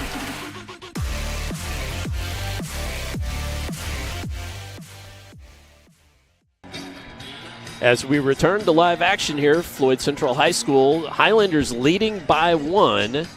And let's see, we've got a different formation look, I believe. Well, real quick, Todd, folks, if you're in the area, come on out. It's going to be a heck of, You've still got 6 minutes. You still got 6 minutes. You Seconds can come of out game and see time. the end of this shootout. I tell you what, it's been everything that we said it was and a little bit more. So Seymour scored twice. Floyd pass to Bernardi, and 2-point conversion good. The old, they call that the polecat. That's a modern version of that polecat play. Just kind of throw it out there to him behind 3 blockers and see if he can get it in there. Really, really good use of your players and your personnel by the Floyd Central Highlanders. And an awesome response. We were just talking during the break, Todd. What a response. They had to stop. Everything looked like it was going in Seymour's favor. They had a 2-score lead. Driving the ball up and down the field, you get a stop, or you get a score, on the one play, the real long play to Kaiser, and then you get a stop, and then you drive it down the field, and then the big play where Robertson makes it the stumbling defensive back pay. But there's 6:54 left. 6:54 left. We're looking at probably 2 or 3 more possessions for each offense, or for total 2 or 3 more total possessions of offense. Because the Seymour Owls, folks, tonight they have shown that they can score in quick fashion and have several times tonight.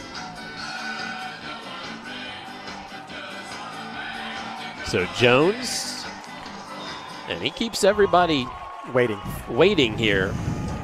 Like you said, I don't know if it's his call or who. I'm sure it comes from the sideline, but if they see something that they think they can onside, they onside right out of that bunch formation. Now spread out.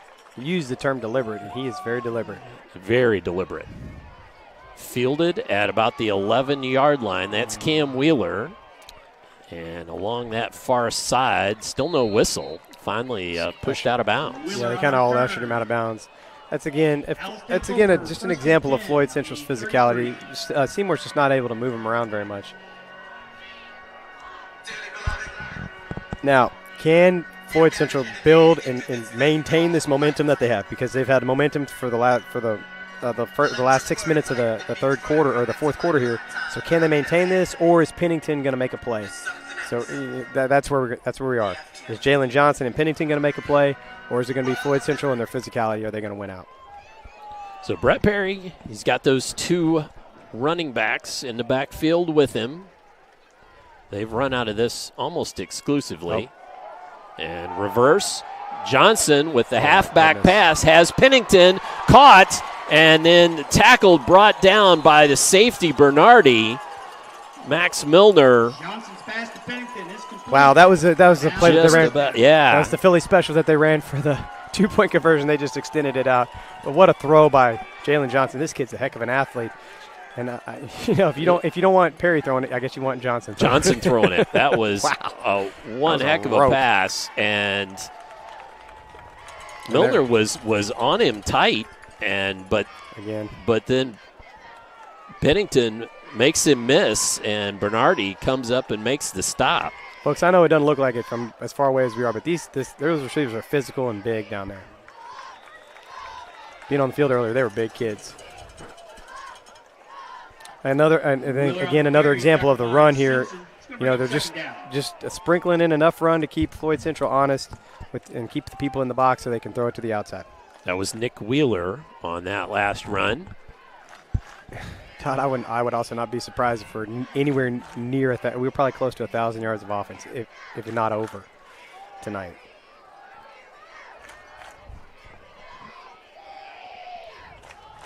So Perry in the shotgun. Wheeler to his left, looking to throw. I thought he was going to throw it to Heileman. Instead, threw it to Johnson. Yeah, he got a little too casual with that. He dropped his elbow down and tried to sling it out there instead of stopping and planting his feet and throwing that one. He'll get coached up on that one on Monday by Coach Moore. Hey, you're wide. You got plenty of time. Stop and make that throw. So after a long gainer gives Seymour the first down, they're back in a third down situation here and goes back a little bit of pressure on the Floyd defense. Yes, and also on the Seymour offense because their kicking game is non-existent, so you're going for it on fourth down. There's those two running backs. Handoff, and Johnson and Cam Wheeler ran into each other, but Johnson comes off of it and nearly to the first down marker. Coach, you were you hung your head there. I mean, that kid's he's just making plays. That's that same reverse play we saw. We called it 47 Sally. It's an old wing T play that they've just spread out. But we saw that down here on the other end in the first half, in the first half. But that's another. They just ran into each other, and then Johnson, daggone, that kid's good. He just made a play there. He's got kids that like to win on both sides. These kids are just competing tonight. So first and goal from the 8. 5 minutes remain. As Shelley in motion. Perry looks to take it and runs it in from 8 yards out. Perry on the carry. So Seymour answers. They're obviously going to go for 2 here to make it a 5. That's 4 and 5 doesn't matter.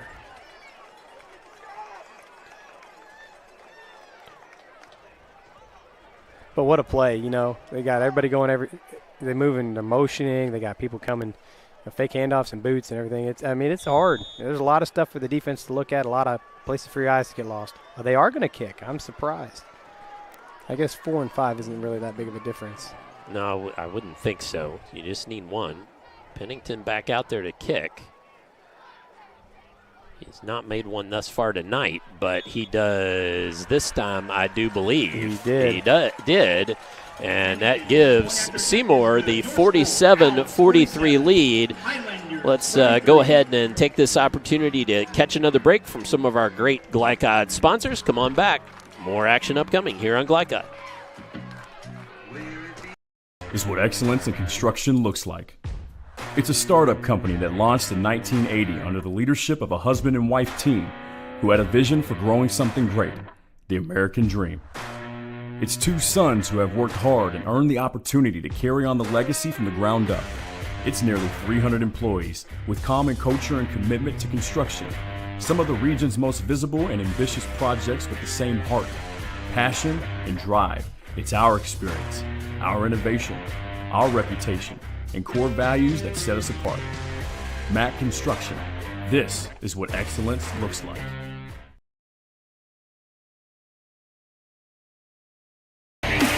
You're tuned in to Southern Indiana High School football on Glycod.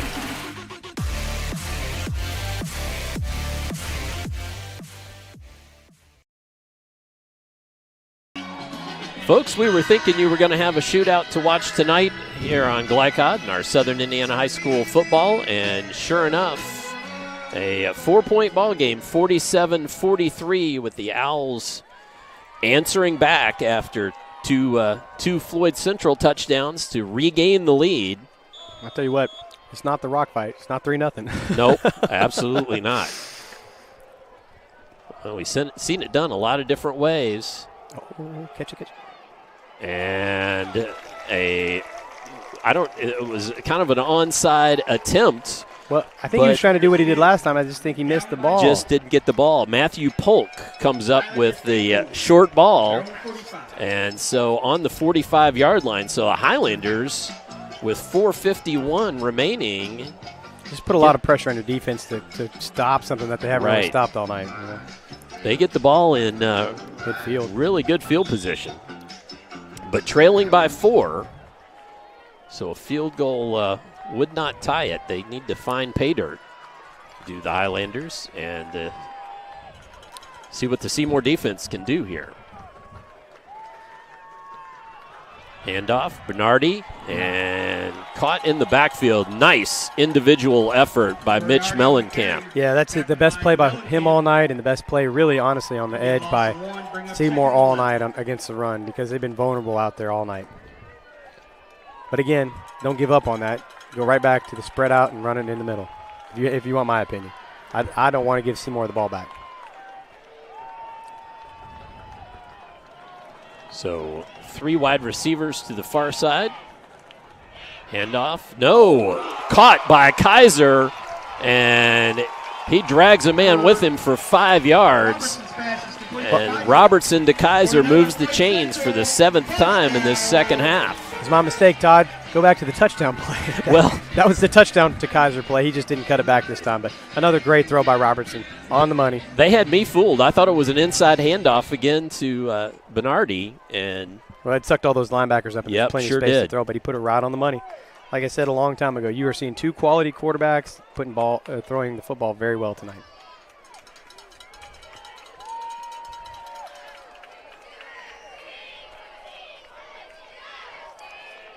Three wideouts to the far side, 1 to the near for Robertson.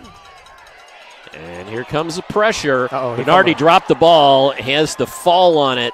Wow. So a huge sack.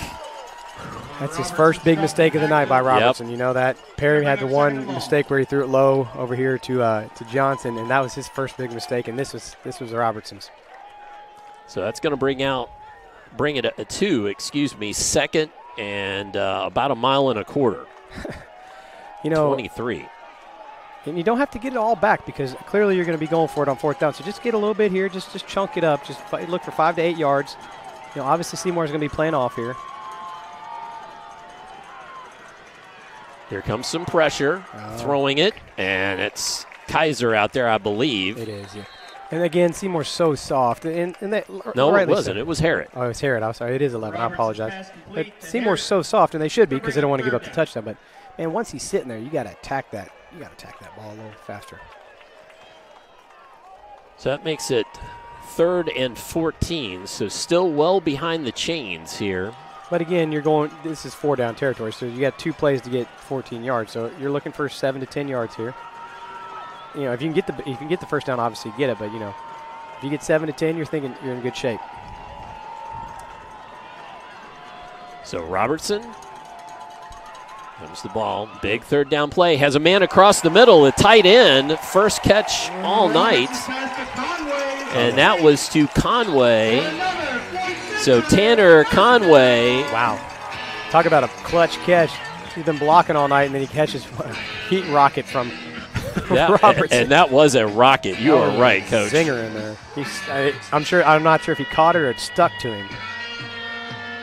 And then turned and managed another 4 or 5 yards before being brought down. Yeah, he took a good lick, too, there from Pennington. Pennington's been hitting people all night. Uh-oh. Throw out. And that's David Pennington on the Floyd Central side inside the 10-yard line. He's been a popular target tonight for Robertson. He's made a lot of really good underneath catches. Going to bring up 2nd and 3.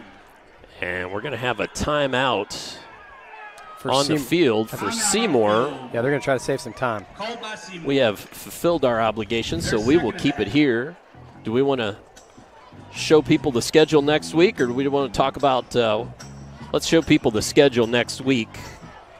But, Coach, if you have any thoughts on this game, we'll let people look at that. If you've been watching this whole game, I hope you're enjoying it. But enjoy these two quarterbacks because you're seeing two really good ones, number one. Number two, I think, you're going to see Floyd they're on the 10-yard line, so they can't take, forever. But they're going to probably try to pop one here up the middle and make sure that Seymour has to use all their timeouts. If not, get a first down here and, creep it in with just a few seconds left to make Seymour really have to go. But definitely want to still take some time off the clock and leave Seymour as little time as possible, if not zero time, to go back down and score. Should note our Southern Indiana game next week will be Providence at Charlestown, and that one could be a good one and a shootout as well. So that's a look at where we stand next week. But this week, we've got 1:41 seconds left. Highlanders knocking on the door, but trailing by 4. And, handoff for Bernardi goes absolutely nowhere. Yeah, they finally broke through on that blitz. They've been running that same blitz, and the inside three gentlemen that I've been talking about for the Highlanders, they've been doing a good job picking it up, and they just missed. They missed the nose guard slid off, and the linebacker slid off, and finally made the play. 3rd and 6. We got 3rd and 6. Let's go ahead and take a quick break. We'll be back with the last 134 here on Glycott. We've always gone to Skyline. As soon as we get there, the girls run to make sure that we can get the counter. It's kind of neat for the kids to sit there and watch their food being made. It's like right in front of you, showing kind of like how it's actually done. It's awesome because it's a Skyline thing. Very, very, very awesome. Where else can you go and play and entertain yourself and eat, Nobody has a counter like Skyline. It's just the best. You're tuned in to Southern Indiana High School football on Glycod.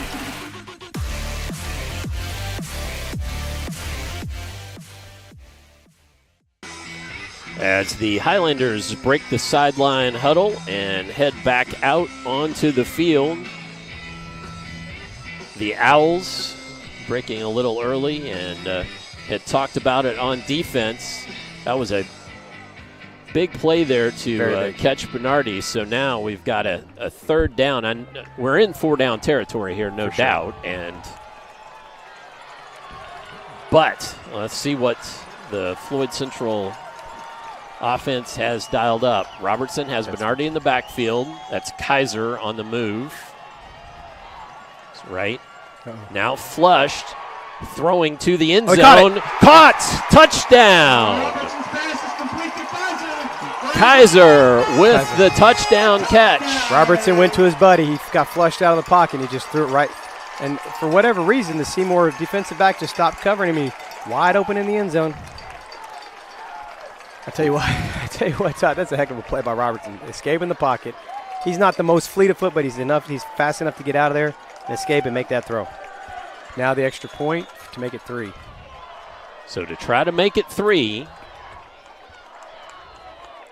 Jones.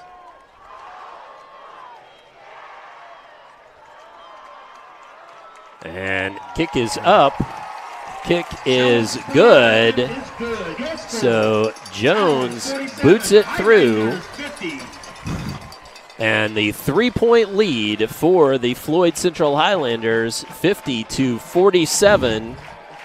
And what did we tell you, folks? We thought this one might come down to who has the ball last. And Seymour, they're going to get the ball last with 1:26 seconds left. I was just going to bring that up. That's a lot of time for these guys. It could be a lot of time. Now, Seymour has used all of their timeouts. They have 0 timeouts remaining.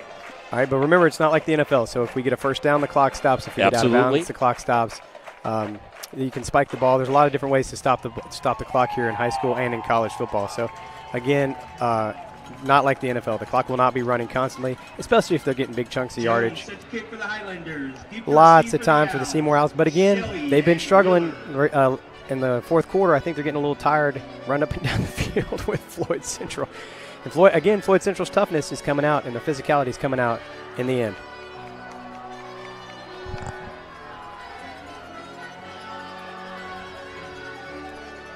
And Todd, I can look out in the stands and tell you no one is left. It's still pretty full. Very. It's still pretty full. Maybe some people coming in. Yeah, it's well, you warned everybody at 6:47 to head on down. So about a half an hour ago.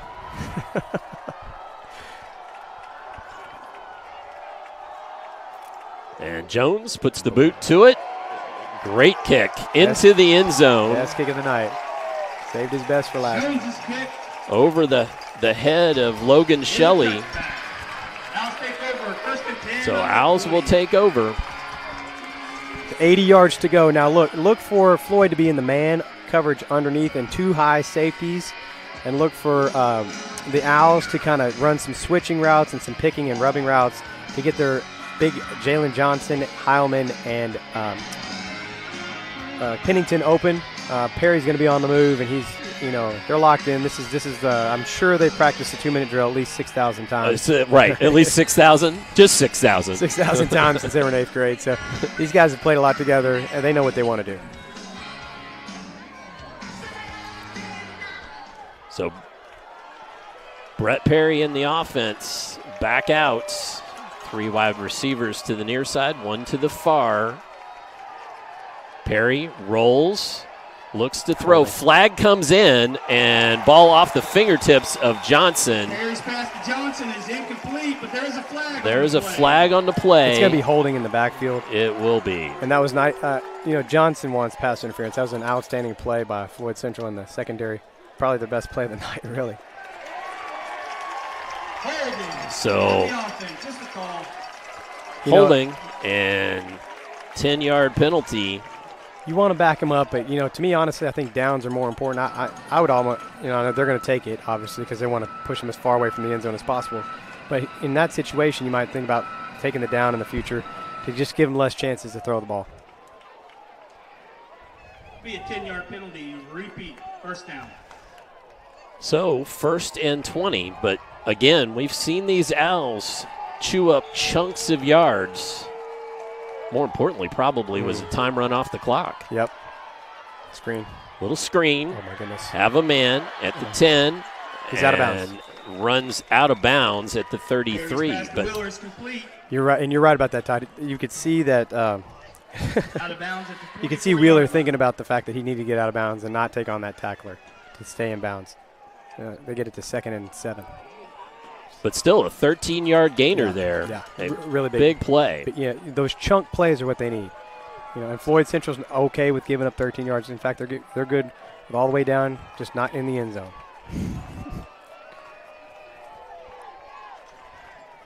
Look how deep those safeties are. They've backed off. Now throwing and caught. Johnson spun and to the ground. So it's going to be a first down, though. The clock will stop. Now they'll get on the ball and they'll go fast.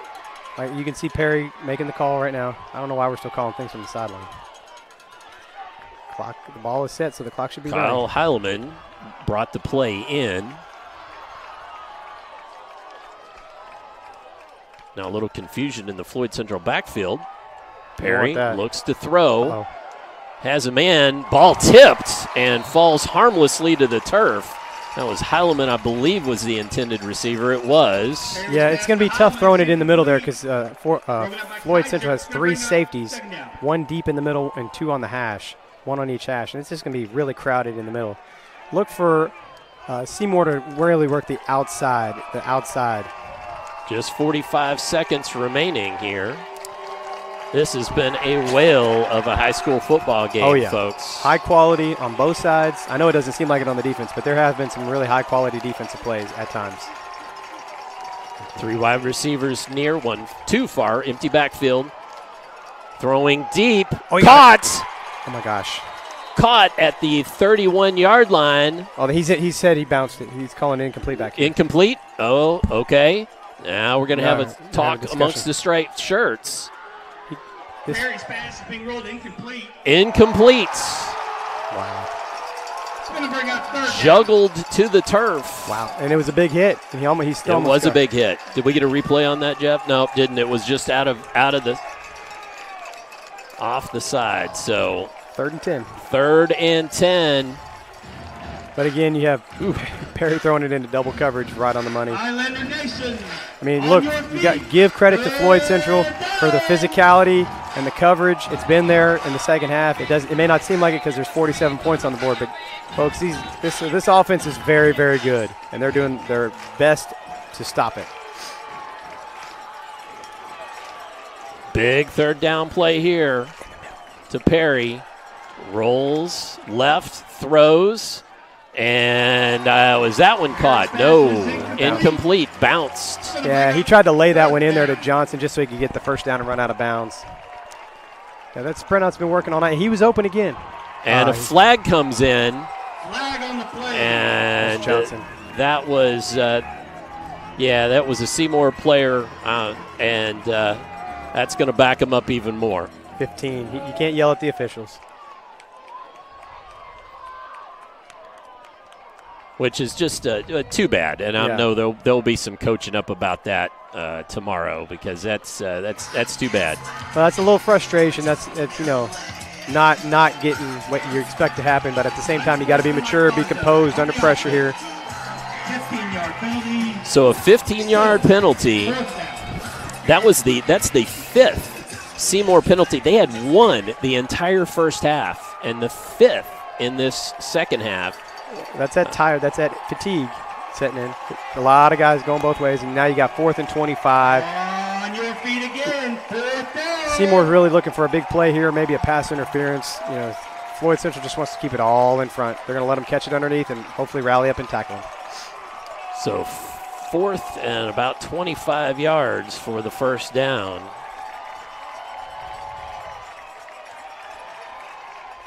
And here comes pressure, gets Perry flushed. He throws it up for grabs, and no, it was not caught. Bounced, incomplete. So turnover on downs, and the Highlanders will get to take a knee. The dejection amongst the Owls who were left on the field there. Boy, oh boy, this has been one heck of a football game. I tell you what, you know, it sounds bad, but there aren't really any losers here. But it stinks to lose this one. But sure. Everybody else outside got to enjoy it. I know the kids are going to be hurting on the way home a little bit because it was so close. Will. It was. Yeah, gone. Both sides played their hearts out. These offenses are awesome.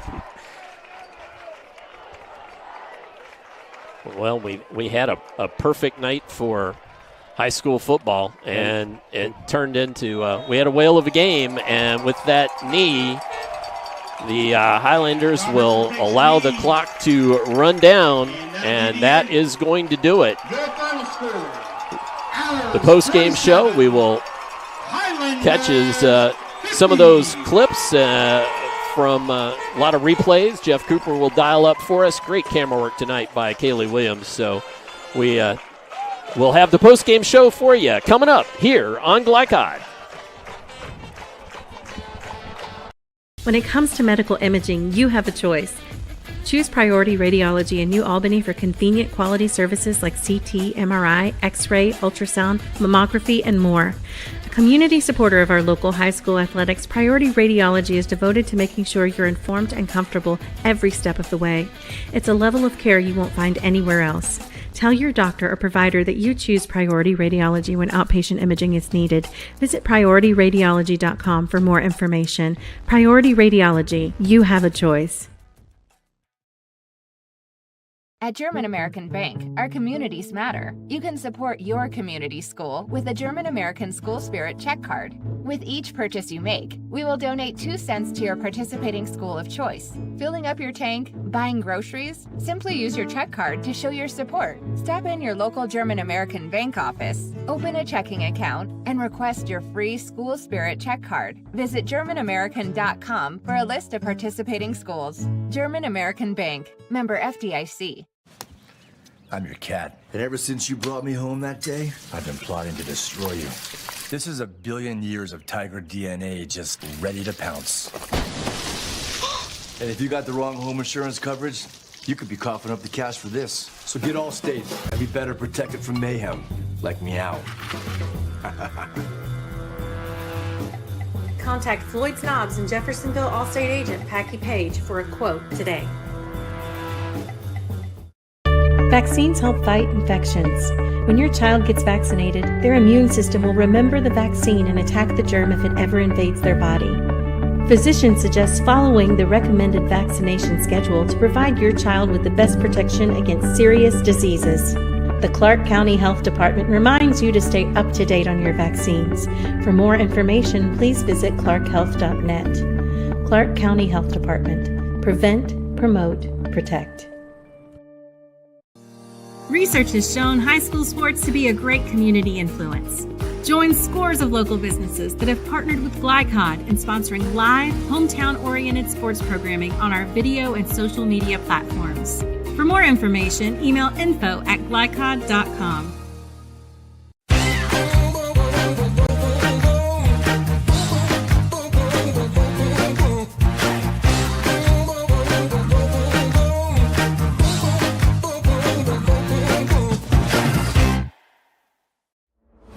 Tonight's post-game recap is brought to you by Jim Butner Auto in Clarksville, home of the best pre-owned car, truck, and SUV prices and selection in Southern Indiana. Jim Butner Auto, striving to keep you driving. Our final score from here at Floyd Central High School, Ron Wiglub Stadium. The Highlanders defeat the Seymour Owls 50-47. Folks, you know, lots of times we promise and we can't deliver. We think a game's going to be a shootout, it ends up being a rock fight. We think a game's going to be a rock fight, it ends up being a shootout. You just never know what you're going to get. Tonight, we promised a shootout, and we had a shootout. We gave you 97 points. That was some kind of shootout. And, a lot of times you look at the defenses and people say, well, they didn't play much defense. But honestly, there were some good, very, very good defensive plays. It's just outstanding offenses. And Floyd Central made just enough plays on defense to win that game. And, again, they got the one turnover before the half. And then they showed a lot of toughness to come back from a two-score deficit there right at the beginning of the fourth quarter by Seymour. And a lot of toughness, a lot of physicality on the Highlanders side. And they really earned this victory, especially with their ability to stop Seymour late in the game on defense. Well, they sure did. And this, big Hoosier Hills Conference rivalry game. And this, folks, this Seymour team and save for all the folks from Seymour who may tune in and watch this one, either watched it live or will tune in and after they know that it's up on YouTube, our YouTube channel, please like and subscribe to Glycod Media there on our YouTube channel. They're going to see they had that quarterback is fabulous and has some great athletes around him. And this Seymour team, boy, under the right kind of circumstances, and this one could have gone the other way very easily, and they're going to beat a lot of teams. There's no doubt about it. They're going to beat a lot of teams, and they're going to have a really good shot at going really deep in the playoffs in their class, without a doubt in my mind. Definitely going to make it to the – I really think they'll probably win the section in their class. They are very talented. The Jalen Johnson, young man, he's outstanding. He lost his composure a little bit there at the end, but that happens from time to time. The Brett Perry kid, there aren't many like him out there, and they're going to ride that horse till it graduates. Till he graduates and into the sunset. That's what I was going to say. But yeah, outstanding players. And if you get a chance to go back and watch these quarterbacks, because they're two special young men that were throwing the ball very well tonight. Yeah, lots of throws right where they were supposed to be. Well, let's take a break, hear from some of our fantastic Glycod sponsors. When we come back, we will have some final stats for you from German American Bank. So stay tuned for that here on Glycod.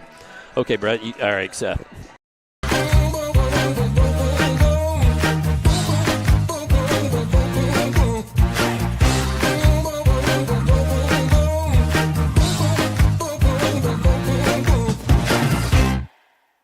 What makes a credit union different or better? As a full-service credit union for the communities we serve, Centra offers competitive rates, online convenience, and a solid network of branches and ATMs. But we think we offer something more. They looked at me as a person, not a number. I would say it's always been a good personable experience, whether it's over the phone or actually at a Centra location. And we don't just listen to our members. We deliver new services, better rates, and lower fees. Visit Centra.org to learn more. A proud supporter of the Providence Pioneers and Southern Indiana High School athletics, Mack Construction is a second-generation company that provides quality workmanship in heavy civil construction, asphalt, and streetscape while maintaining focus on worksite safety and productivity. Put Mack Construction's nearly 40 years of award-winning service to work for your project. For more information, visit mackconstruction.com. Mack Construction. Experience. Reputation. Solutions. When it comes to medical imaging, you have a choice. Choose Priority Radiology in New Albany for convenient quality services like CT, MRI, X-ray, ultrasound, mammography, and more. A community supporter of our local high school athletics, Priority Radiology is devoted to making sure you're informed and comfortable every step of the way. It's a level of care you won't find anywhere else. Tell your doctor or provider that you choose Priority Radiology when outpatient imaging is needed. Visit PriorityRadiology.com for more information. Priority Radiology, you have a choice. I'm a tailgater tailgating to get to my tailgate. I can't go anywhere. But you're so busy watching me tailgate that you don't see the one in front of you. And your cut rate car insurance, it might not pay for this. So get Allstate and be better protected from mayhem. Like me. Contact Floyd Snobs and Jeffersonville Allstate agent Packy Page today.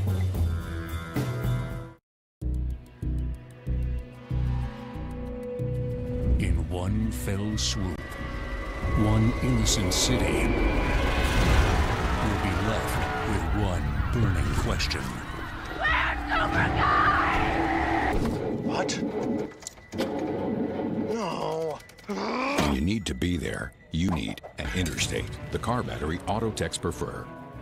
Come by Interstate Batteries, 1510 Production Road, Jeffersonville. At German American Bank, our communities matter. You can support your community school with a German American School Spirit check card. With each purchase you make, we will donate 2 cents to your participating school of choice. Filling up your tank, buying groceries? Simply use your check card to show your support. Stop in your local German American Bank office, open a checking account, and request your free School Spirit check card. Visit GermanAmerican.com for a list of participating schools. German American Bank, member FDIC. You're tuned in to Southern Indiana High School football on Glycod.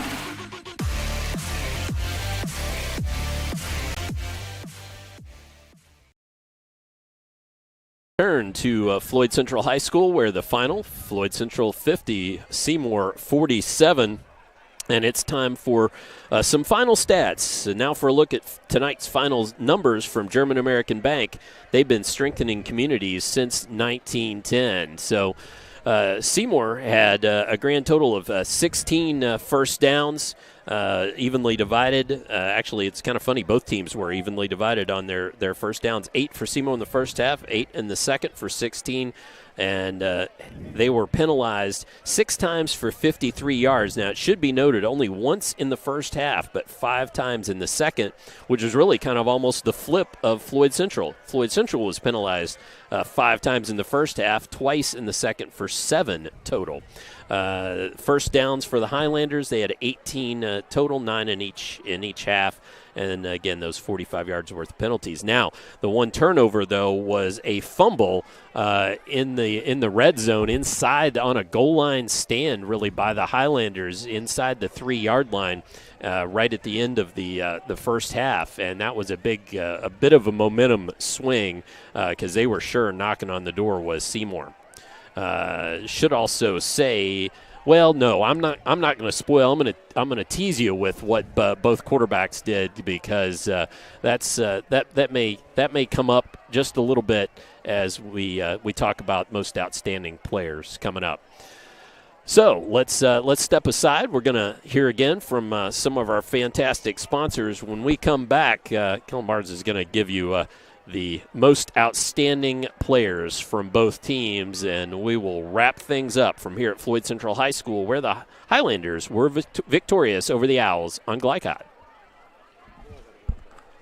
People need a place to go and someone to help. There's always a safe place nearby. Clark County Youth Shelter and Family Services, a local nonprofit organization, designates businesses and organizations throughout Clark and Floyd counties as safe places, which offer immediate help and safety to area youth who are experiencing crises. For more information on these safe places and a list of locations, visit ccysfs.org. This is a message from the Clark County Youth Shelter. With a wide range of products including video surveillance, door access, fire alarm monitoring, or burglar alarms, Northside Security ensures top service at an affordable price. Their team will efficiently plan and install your system, then train you with 24-hour monitoring. For more, contact them at 812-282-3142 or get a quote online at northsidesecurity.com. Northside Security in Clarksville, where service and protection meet. When it comes to medical imaging, you have a choice. Choose Priority Radiology in New Albany for convenient quality services like CT, MRI, X-ray, ultrasound, mammography, and more. A community supporter of our local high school athletics, Priority Radiology is devoted to making sure you're informed and comfortable every step of the way. It's a level of care you won't find anywhere else. Tell your doctor or provider that you choose Priority Radiology when outpatient imaging is needed. Visit PriorityRadiology.com for more information. Priority Radiology, you have a choice.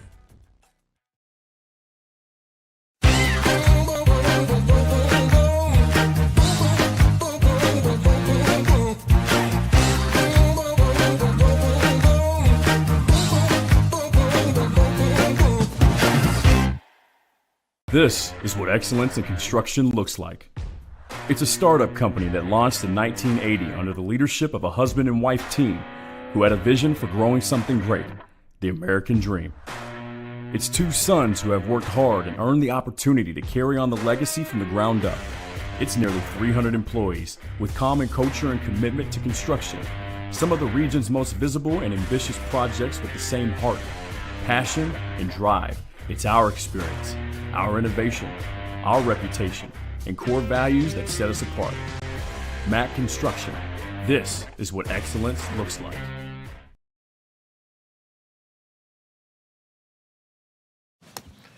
I'm your cat, and ever since you brought me home that day, I've been plotting to destroy you. This is a billion years of tiger DNA just ready to pounce. And if you got the wrong home insurance coverage, you could be coughing up the cash for this. So get Allstate and be better protected from mayhem, like meow. Contact Floyd Snobs and Jeffersonville Allstate agent Packy Page for a quote today. You never know who you're going to run into at a Skyline. I moved to Cincinnati and I was playing in bands. I met Michael and we've been playing and writing music ever since. We live 300 feet from a Skyline, and we go there constantly. And I'm sure there have been multiple times where we've gone before a show and then after the show. Any time for us is Skyline time. It has a feeling kind of like those mom and pop diners, also like a deep charm for me. It's just good hangs there at Skyline. You're tuned in to Southern Indiana High School Football on Glycod.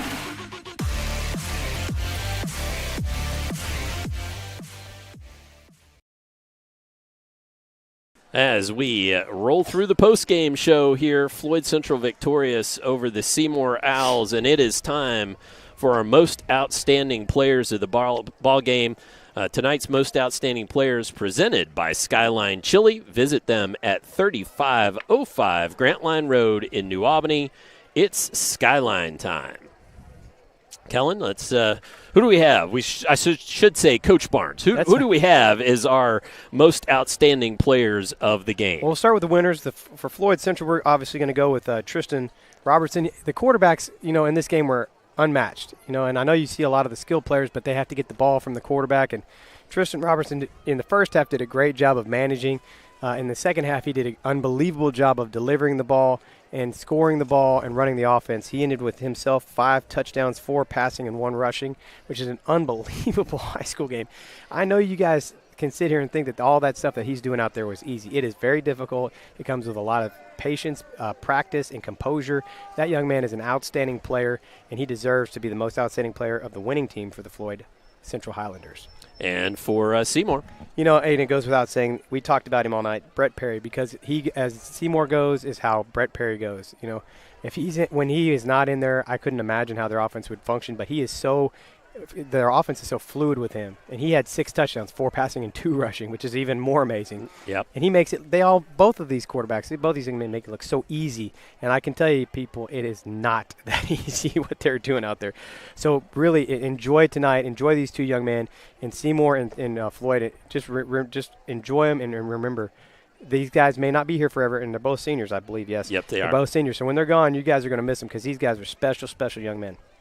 We had a fabulous ball game for you tonight, folks, and those most outstanding players presented by Skyline Chili. Visit them at 3505 Grantline Road in New Albany. It's Skyline time. Well, we're going to look at the upcoming schedule, but you know what?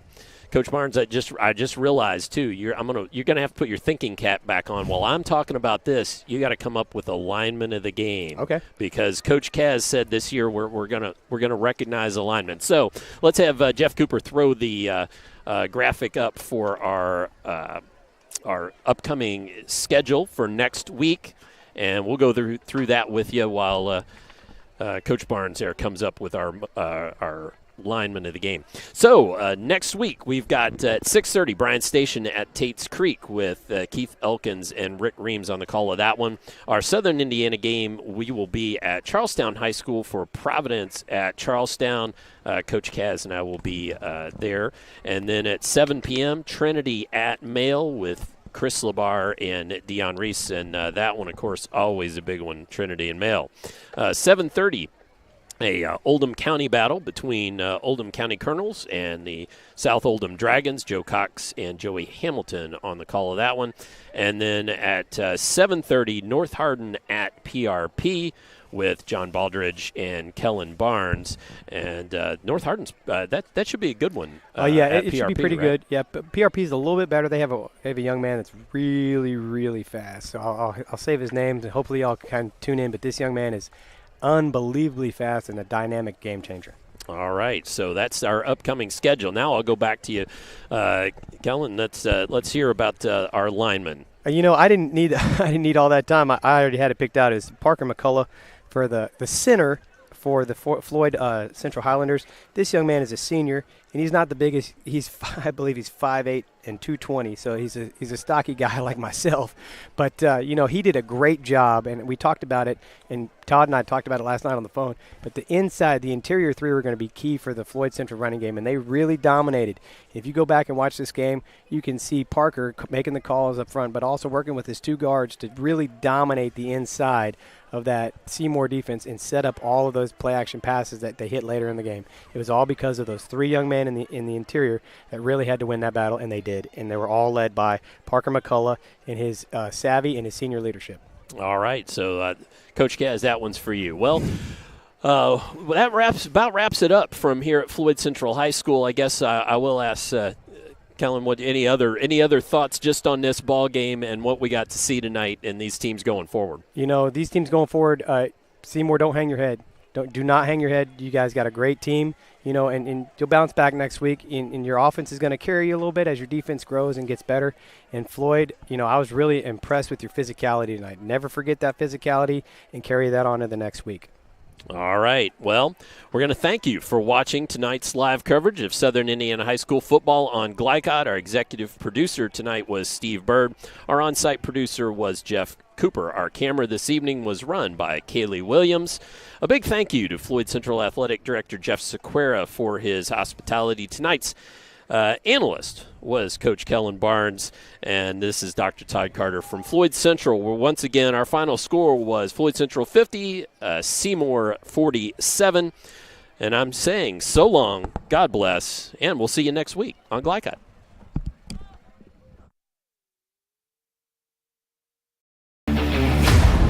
From Glycod, this has been Interstate Batteries Southern Indiana High School Football. Interstate Batteries, outrageously dependable since 1952. Tonight's game was brought to you by Jim Butner Auto Group, Southern Indiana's top choice for buying a pre-owned vehicle. Mac Construction, experience, reputation, solutions. Allstate Insurance Agent Packy Page, he puts you in good hands. Clark County Health Department, prevent, promote, protect. Centra Credit Union, centered around you.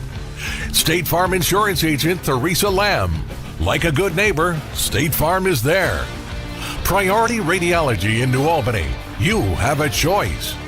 By German American Bank, Skyline Chili, Clark County Youth Services, Northside Security, and Call's Body Shop. Visit our website, glicod.com, Facebook and Twitter @Glycod. We thank you for tuning into this live sports presentation from Glycod.